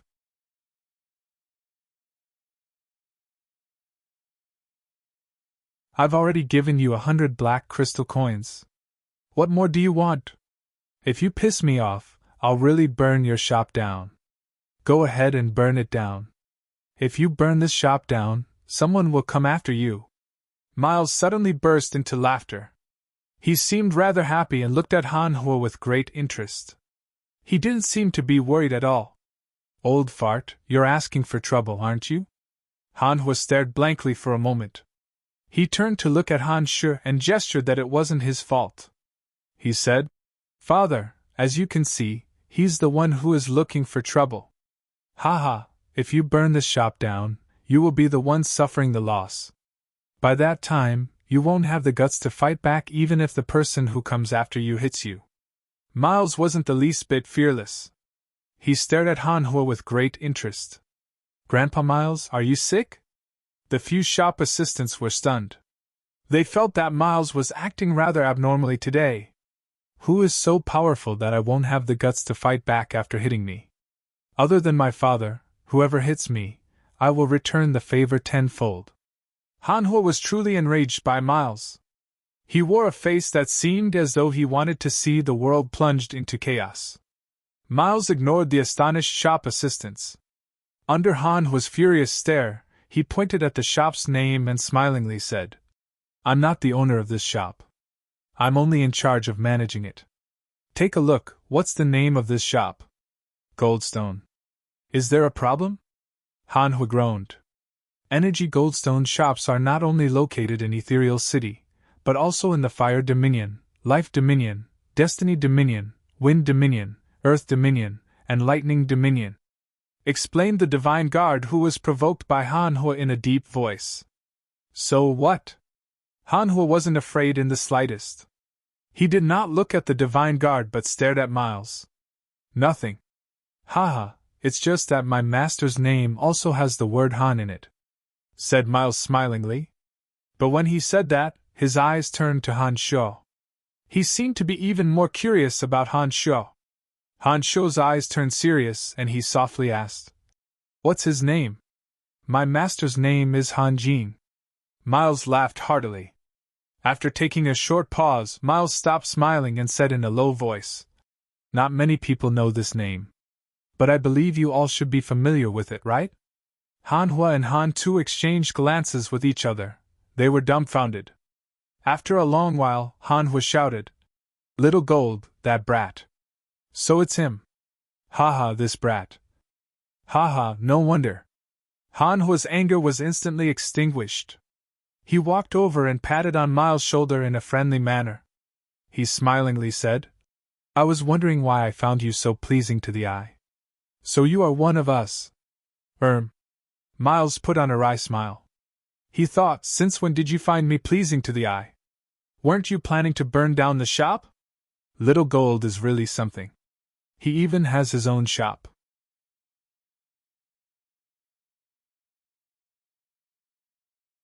Haha, if I knew that he is the owner of Goldstone, I would have asked him for crystal coins long ago. Han Tu scratched his head and put on a regretful face. There were Goldstone energy shops in the Earth Dominion, but he did not expect that the owner of the shop would be Metal Elite Zombie. "My master has instructed that those whose names start with the word Han, namely, Han Shuo, Han Tu, Han Mu, Han Hua, Han Shui, and Han Hao, are free of charge as long as they come to the shop. You can have as many crystal coins as you want." Miles chuckled and explained, "Would you like to come in and have a private chat?" Han Shuo too was astonished. He did not expect that the owner of the shop would be Metal Elite Zombie. From the Divine Guard's tone, it seemed that Goldstone was not only a branch in Ethereal City but was also doing very well in other dominions. It seemed that this youngster was much more promising than the others. But after giving it some thought, Han Shuo felt that it wasn't that hard to understand. Given Metal Elite Zombie's marvelous ability to detect ores, as long as there were ores on Elysium, it wouldn't be difficult for him to locate them as long as he had the time. Ordinary people would have to excavate for years or even decades to find energy ores in some famous mountains and rivers. But Metal Elite Zombie, on the other hand, would know what kind of energy ores were produced in those mountains and rivers. With Metal Elite Zombie's marvelous ability, it was only natural that his shop would have energy ores that ordinary shops could not. With such a unique advantage, it would be a wonder if the shop didn't flourish. Having stayed in the City of Shadows for such a long time, Han Shuo was very proud of his Celestial Pearl Pharmacy. But when he compared it to Metal Elite Zombie's Goldstone and Energy Stone shops all over the Divine Dominions, Han Shuo suddenly felt that his son had surpassed his master. "Come, let's talk inside," said Han Shuo smilingly. He nodded at Miles and entered Goldstone. At the same time, in a vast forest outside Ethereal City, a battle was going on. A group of cold-looking gods emanating the aura of death were attacking a small family clan. They were obviously god hunters and all of them cultivated in the energy of death. Each and every one of them was ferocious and valiant. They worked in perfect coordination with each other and seemed to know some kind of marvelous formation. Under their attacks, the members of this small family that came to Ethereal City were killed one after another. Their valuables were all plundered. Those who cultivated the energy of death had their divine energy of death devoured, and their life force was drained away bit by bit. "Your family clan has besieged us so many times. You didn't expect such an outcome, did you?" said a one-eyed god hunter whose face was covered in scars as he stared coldly at the last late-stage mid-god.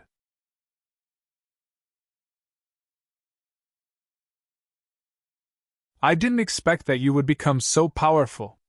But it is only a matter of time before you all die in the hands of our patriarchs. That leader of yours is dead for sure. This person was a tough character.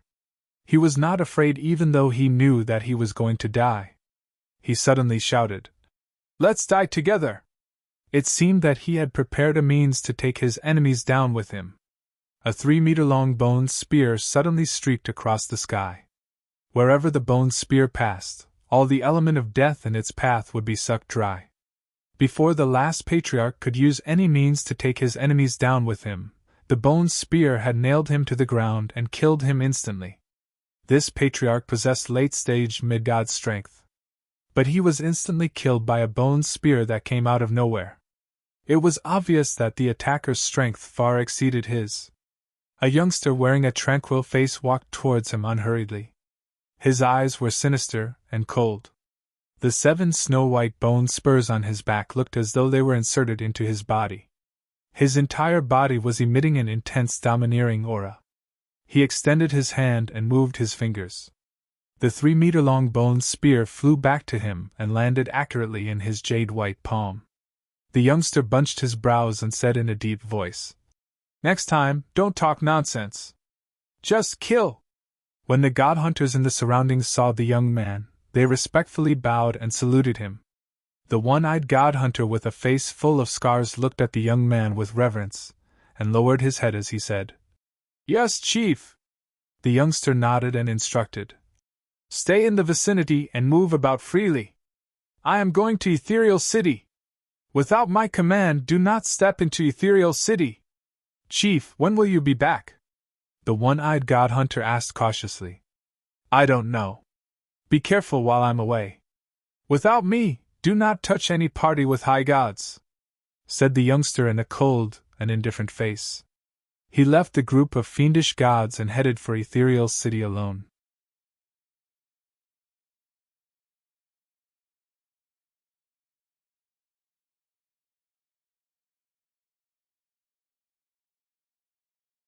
Chapter 8:18.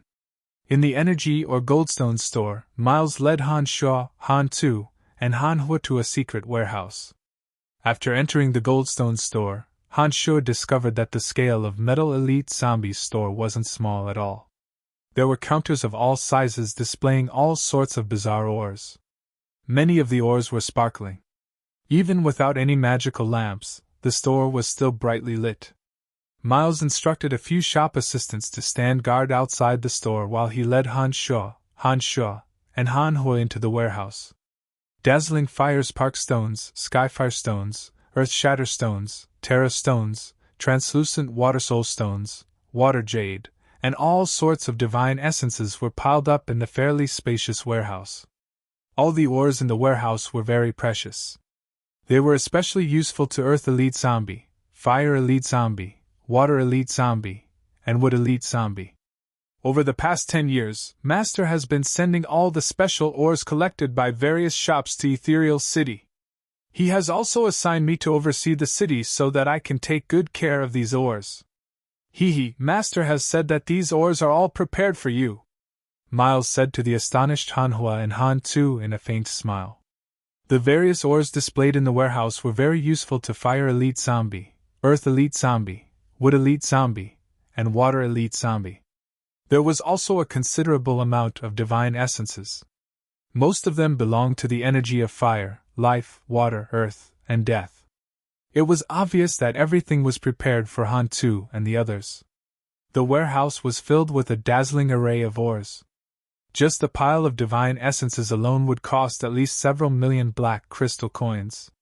There were also ores of various types, all of which were rare. To Earth Elite Zombie and the others, they were just as useful as divine essences. "That youngster is truly amazing!" Han Hua's eyes were glowing brightly. He squeezed himself into a pile of fire elemental energy, ores, and greedily absorbed the energy contained within them. Han Tu did not stand on ceremony. He giggled and said, "Little Gold is truly a good friend. He has found so many good things for us." Just like Han Hua, he grabbed a handful of Terra stones and started absorbing the energy of the earth contained within the stones. Upon hearing Miles' words, Han Shuo remarked, "It seems that this youngster has been very considerate all these years. Han sure understood that Metal Elite Zombie must have known that they were about to gather in Ethereal City. That was why he had moved all the special crystals from the various shops to Ethereal City. He had even sent Miles, his right-hand man, to look after everything in Ethereal City. Metal Elite Zombie had done all that to wait for their arrival and hand over all the crystals to them. Master has instructed us that if you arrive at Ethereal City, everything here will be at your disposal.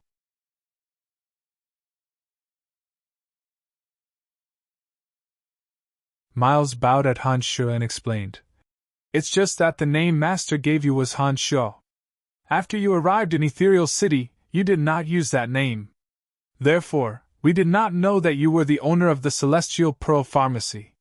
You know who I am? Han Shu looked at Miles with furrowed brows. Miles nodded smilingly and said, You are Master's father. Haha, of course I know who you are. After hearing Miles' words, Han Shu was certain that Miles was Metal Elite Zombie's trusted aide. Otherwise, Miles wouldn't know so many things and Metal Elite Zombie wouldn't have entrusted so many ores to Miles. Han Shu then asked, Where is he now? Metal Elite Zombie had arranged everything in Ethereal City. Naturally, he knew that Han Shu would be arriving at Ethereal City at the appointed time. Master should be on his way here. It won't be long before he arrives at Ethereal City. Just as Han Shu expected, Miles replied smilingly. After taking a short pause, Miles nervously asked, May I know what instructions do you have for me? You can take everything in Goldstone. If you need crystal coins, I can prepare a few million for you. Han Shu shook his head smilingly and said, Everything here is fine. Just do as I have always done. For the time being, I don't need you to do anything for me. Besides, I don't lack crystal coins. All right then. You can continue the discussion after Master returns. Ever since Miles learned that Han Shu was the owner of Celestial Pearl Pharmacy, he knew that Han Shu wouldn't lack crystal coins. I do need some of the ores in your shop. After thinking for a moment, Han Shu put on a faint smile. The variety of ores in Goldstone was more abundant than any other shop. Han Shu had noticed quite a few extremely rare refining materials. Since the shop belonged to Metal Elite Zombie, Han Shu didn't mind. As long as the shop has it, feel free to take it. As Han Jin's trusted aide, Miles, of course, knew about the relationship between Han Jin and Han Shu. In addition to the fact that he had been instructed to do so in advance, Han Shu readily agreed. Han Shu had no qualms about taking all the items that belonged to Metal Elite Zombie. Without saying anything else to Miles, he first picked out some ores and divine essences that caught his fancy. After that, he left Han Hua and Han Tu and went outside with Miles to pick out a few dozen more bizarre ores. After everything was done, Han Hua and Han Tu waited for a while before they walked out from the secret warehouse. The two wore satisfied faces as they constantly stroked the space rings on their fingers. They reckoned that all the ores suitable for them in the secret warehouse had been stored away by them. All right, we will take our leave first. We will tell him what happened today when he returns. Han Hua and Han Tu said their goodbyes. After Han Hua and Han Tu walked out of the secret warehouse, Han Shu smiled and bade farewell to Miles.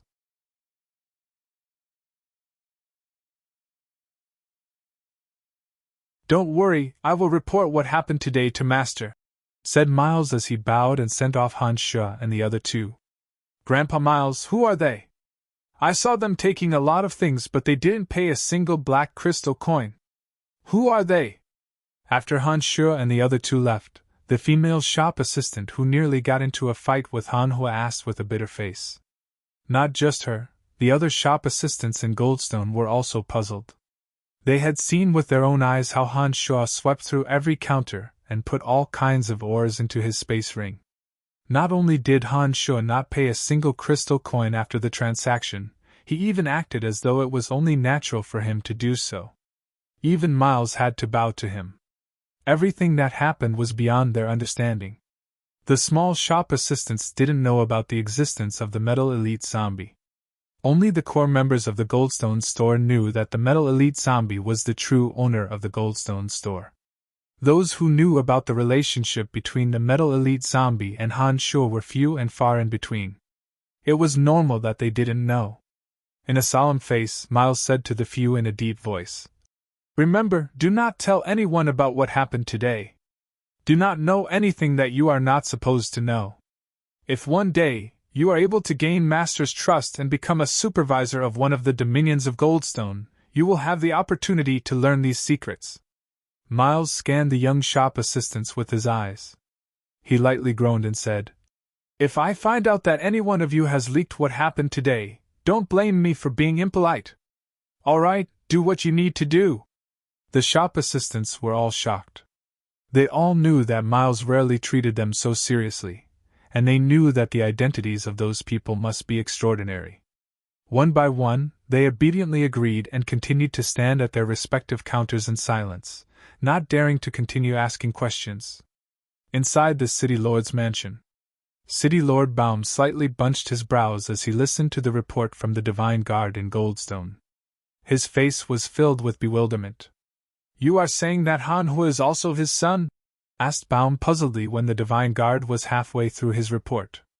Just like Han Tu, Han Hu was quite a notorious character in the Fire Dominion. Han Hu had a fiery temper and would often get into fights with people over the slightest disagreement. He had offended quite a few people in the Fire Dominion. His mastery of the energy of fire had reached the acme of perfection. With the Fire Lotus in hand, he was not afraid of challenging opponents of higher realms. He was quite famous among the youngsters in the Fire Dominion. To Baum, it was already rather surprising that Earth Elite Zombie Han Tu was Han Shuo's son. He was even more astonished to learn that Han Hu of the Fire Dominion was Han Shuo's son.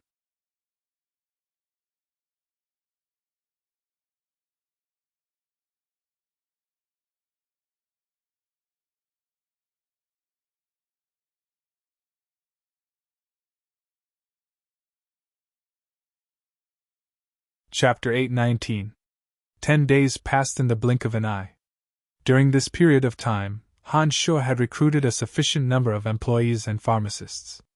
The Celestial Pro-Pharmacy branch that Baum had prepared for him had also been renovated.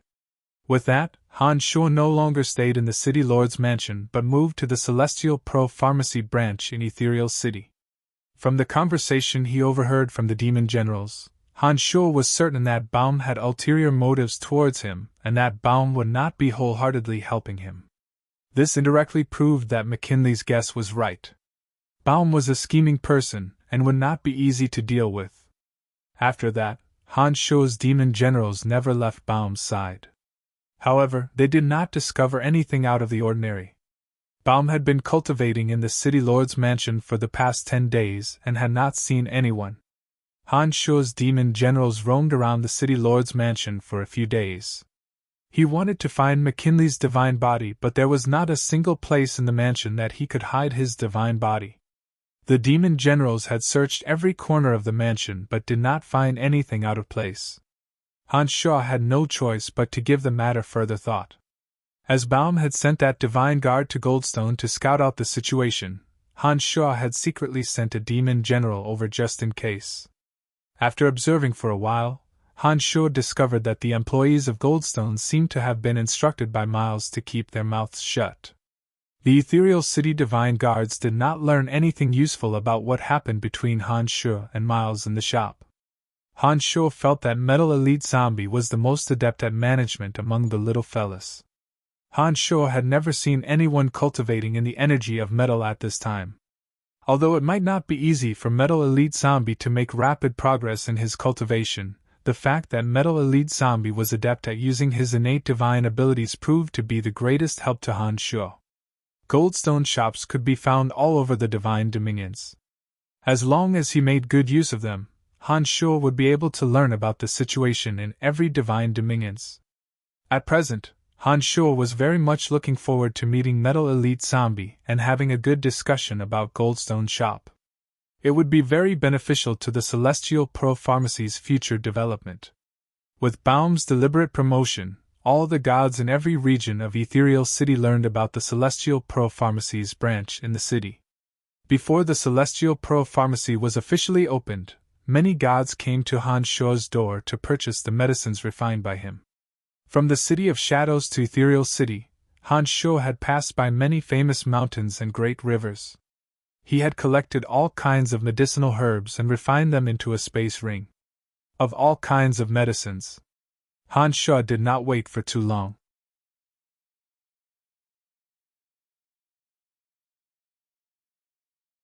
After all the employees had arrived, the pharmacists he recruited started refining some commonly used medicines according to Han Shuo's instructions.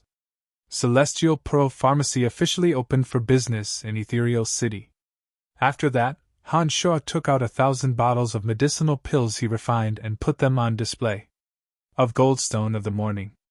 Of Han Shuo of business. On the first day of business, an endless stream of people bought all the medicinal pills refined by Han Shuo. In total, Han Shuo received about 70,000 black crystal coins.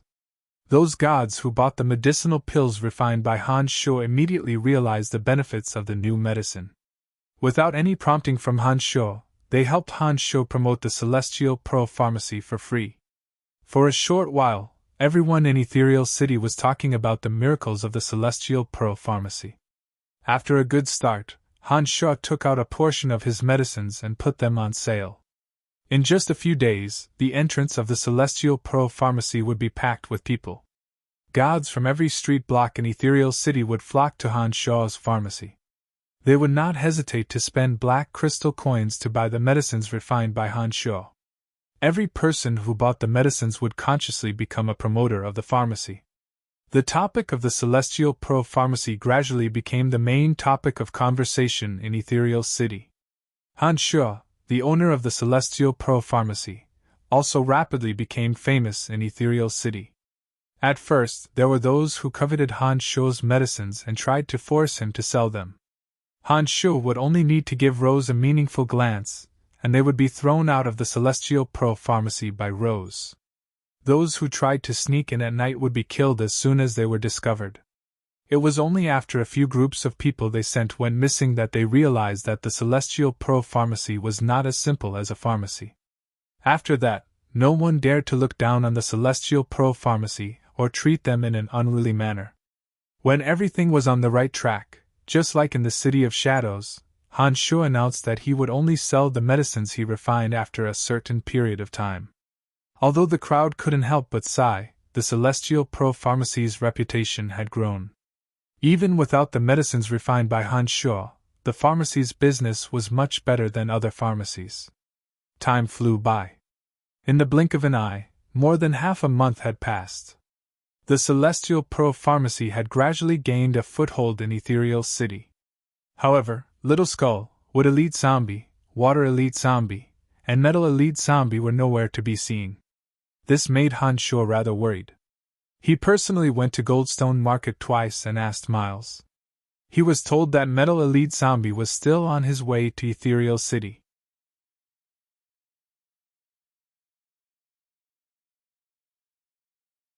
After counting the days, it would be half a year before the appointed time. And half a year was such a short period of time for them. Han Shuo started to worry. He wondered if something had happened to those people.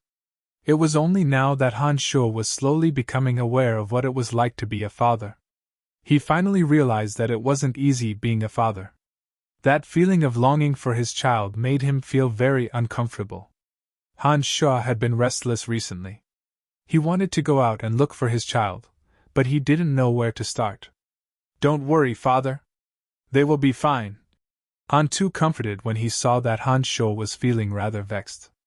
As they were connected to Han Shuo's mind, they could sense the source of Han Shuo's worries. "Nothing will happen to them, right?" Han Shuo's brows were bunched tightly, and he kept asking himself. "Don't worry. Little Gold is on his way here. Little Wood and Little Water should be doing the same. As for Big Brother, I'm sure nothing will happen to him. He's the best," said Han Hui in a carefree manner. The big brother he mentioned was none other than Little Skull. As Little Skull was the first to be refined by Han Shuo, it was Little Skull who brought the 5 to Han Shuo. To the 5 elite zombies, Little Skull was without a doubt the leader. "I hope they are all right," Han Shuo sighed. Han Shuo let out a long sigh and instructed. Be careful tonight. I'm going to the city lord's mansion. I don't know why Baum has invited me. Don't worry. We have killed so many ambushes recently that they are afraid of us. There shouldn't be anyone who dares to cause trouble, replied Han Hui in an indifferent manner. He did not give a damn about the ambushes at all. When Rose saw that Han Shuo was looking at her deeply, she indifferently nodded and softly said, I'll be fine here, right?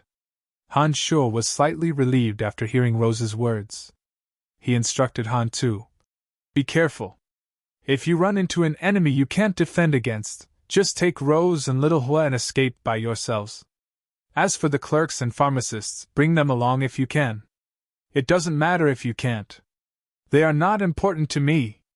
Got it, father. You are so long-winded. Han Tu chuckled. It was obvious that he did not take Han Shuo's words to heart. He believed that no one would dare to come to their deaths. Han Shuo could not help but laugh after hearing Han Tu's words. He too felt that he had become more and more long-winded. Han Shuo was always worried about Han Tu and Han Hua. He would take great pains to tell them all sorts of nonsense, especially when it came to Fire Elite Zombie. Han Shuo would constantly remind Fire Elite Zombie to be more careful and not to provoke any enemies that he could not defeat at the moment. Han Shuo couldn't help but smile wryly in his heart when he saw that the two brats did not take his words to heart.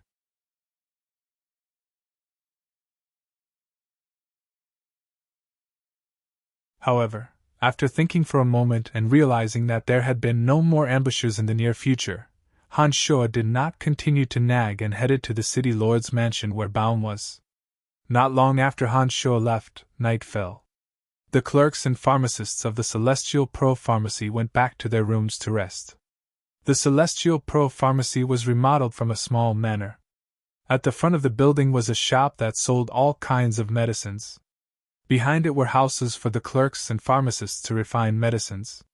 The main warehouse was in a separate building. It was protected by boundaries deployed by Han Shuo and Rose. The clerks and pharmacists of the Celestial Pro Pharmacy had gotten used to the strange noises coming from the shop at night. They felt rather uneasy at first. But after a while, when they discovered that they were unharmed and that the screams were coming from strangers, they gradually realized that the Celestial Pro Pharmacy was not as simple as it seemed. That night, as usual, the clerks and pharmacists refined medicines. They did not pay any attention to the strange noises coming from the shop. Rose, who was in the gymnasium, suddenly bunched her brows. She stood up from her meditative state and was about to look for Han Tu and Han Hua when she discovered that the two were sneaking towards her. Han Tu came to Rose's side and softly said, There's an enemy. This time, it's a little unusual. There seems to be a high god among them. Goddamn it, there's definitely something wrong with that Baum. Father has been in the shop for so long, and nothing happened to him. But as soon as he left, the enemy came knocking. What a coincidence! Cursed Han Hua in a low voice. You two be careful. If there's any danger, don't worry about me. Just leave on your own. Rose knew that Han Tu had the ability to burrow into the earth. Therefore, she wasn't too worried. She knew that Han Shuo loved the two very dearly, and would never allow anything to happen to them. What are you worried about, woman? Didn't my father say it before he left? If there's any danger that we can't handle, the three of us will just leave together. Those clerks and pharmacists are everywhere. It doesn't matter if they die, replied Han Tuesday. That's right. You are my father's woman. How can anything happen to you? If you're not around, who's going to sleep with my father? Said Han Hua in a mischievous smile. Rose was greatly embarrassed by the words of the two clowns. She had an impulse to beat the two up. With that, even Rose, who was initially nervous, suddenly relaxed. When Han Tu and Han Jin saw the strange look on Rose's face, they put on a strange smile and started teasing Rose. They were not the least bit afraid of the mighty high god. You're tuning in to the Phoenix Knights YouTube channel. Don't forget to subscribe and join us on this journey to catch the most captivating stories.